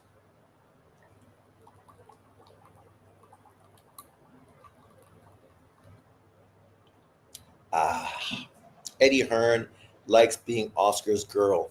Oh my God. Even though Oscar's the one that likes to wear a dress and get dildo shoved up his ass. But Eddie's the girl now. Okay. I mean, we see who's got fucking liposuction and fucking plastic surgery done. And I like Oscar as a fighter. As far as him as a person, well, you know, why not Conwell versus Virgil? Hey, I love Charles Conwell. I would love to see him against Virgil Ortiz. But let's be honest, that fight is not nearly as marketable as Boots versus Virgil. Come on. Let's be 100% honest. People don't know who Charles Conwell is, and Black American boxing fans don't support Charles Conwell, don't push him. John loves Oshaki, but barely ever fucking even talks about Charles Conwell. I talk about Charles Conwell 100% more than fucking all those fucking so-called pro-black boxing channels on YouTube, right? The Dante Boxing Nations, the Egos, the whole LDBC. They don't talk about this kid, right? I owe them on H money. H just screamed like a bitch and blocks people. That's true. Which boxer has the sexiest woman? I think it's Oscar's. She's a natural beauty. She's fucking fake as fuck, man, just like him. So I don't know what you're talking about. I'm sure there's some girls out there from people we don't know that look good. I will say, I didn't get a close look of her today, but Keyshawn Davis's woman looked fucking good. Light skinned sister looked really good. Deontay Wilder's woman used to be fucking fine. I think they're not together anymore, but man, she was fucking smoking hot, right? Smoking hot. Uh, I've seen him shadow boxing. It sucks. Like his boxers, just they all talk. John boxing versus Sean. I would pay for that. Nah, she's plastic.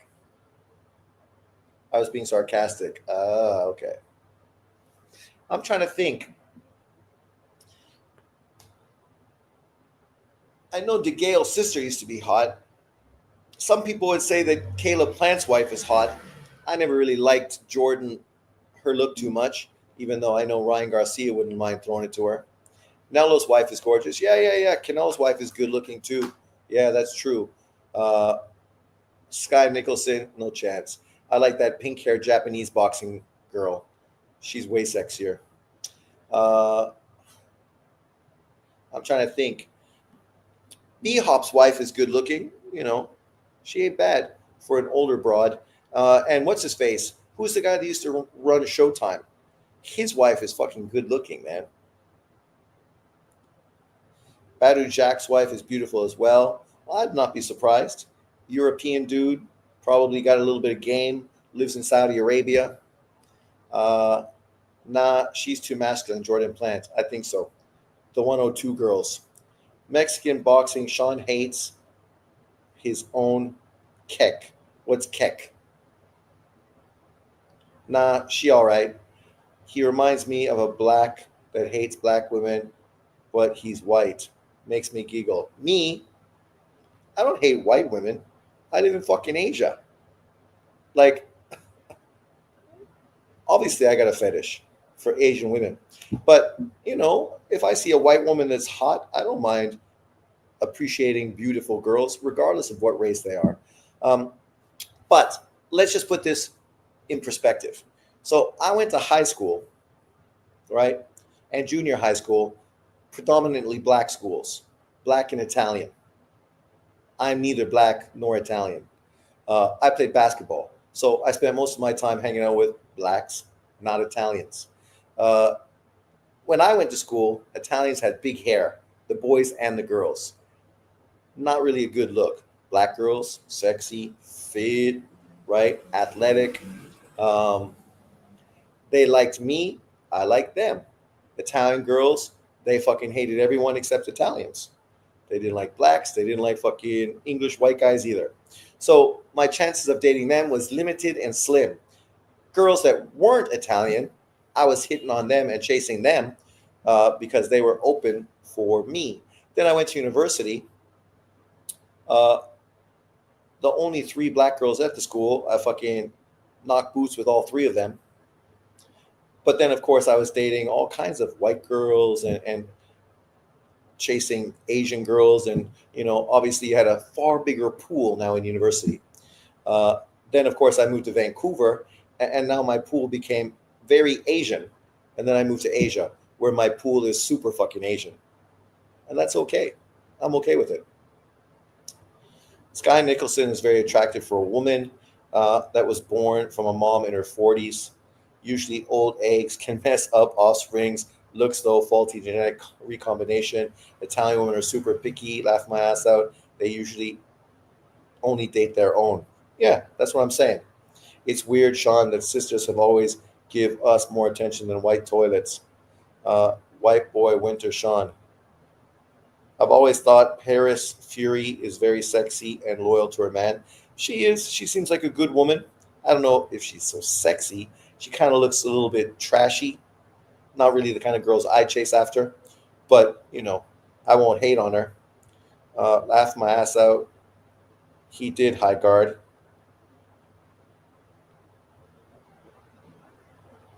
Who got caught with a trans?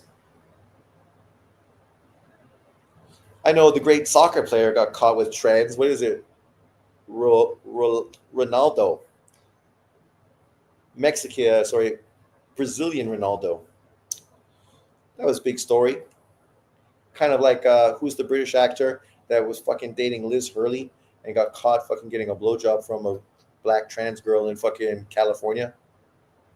You're fucking Liz Hurley, man. What the fuck? They are going to wrinkle so soon. Who are going to wrinkle so soon?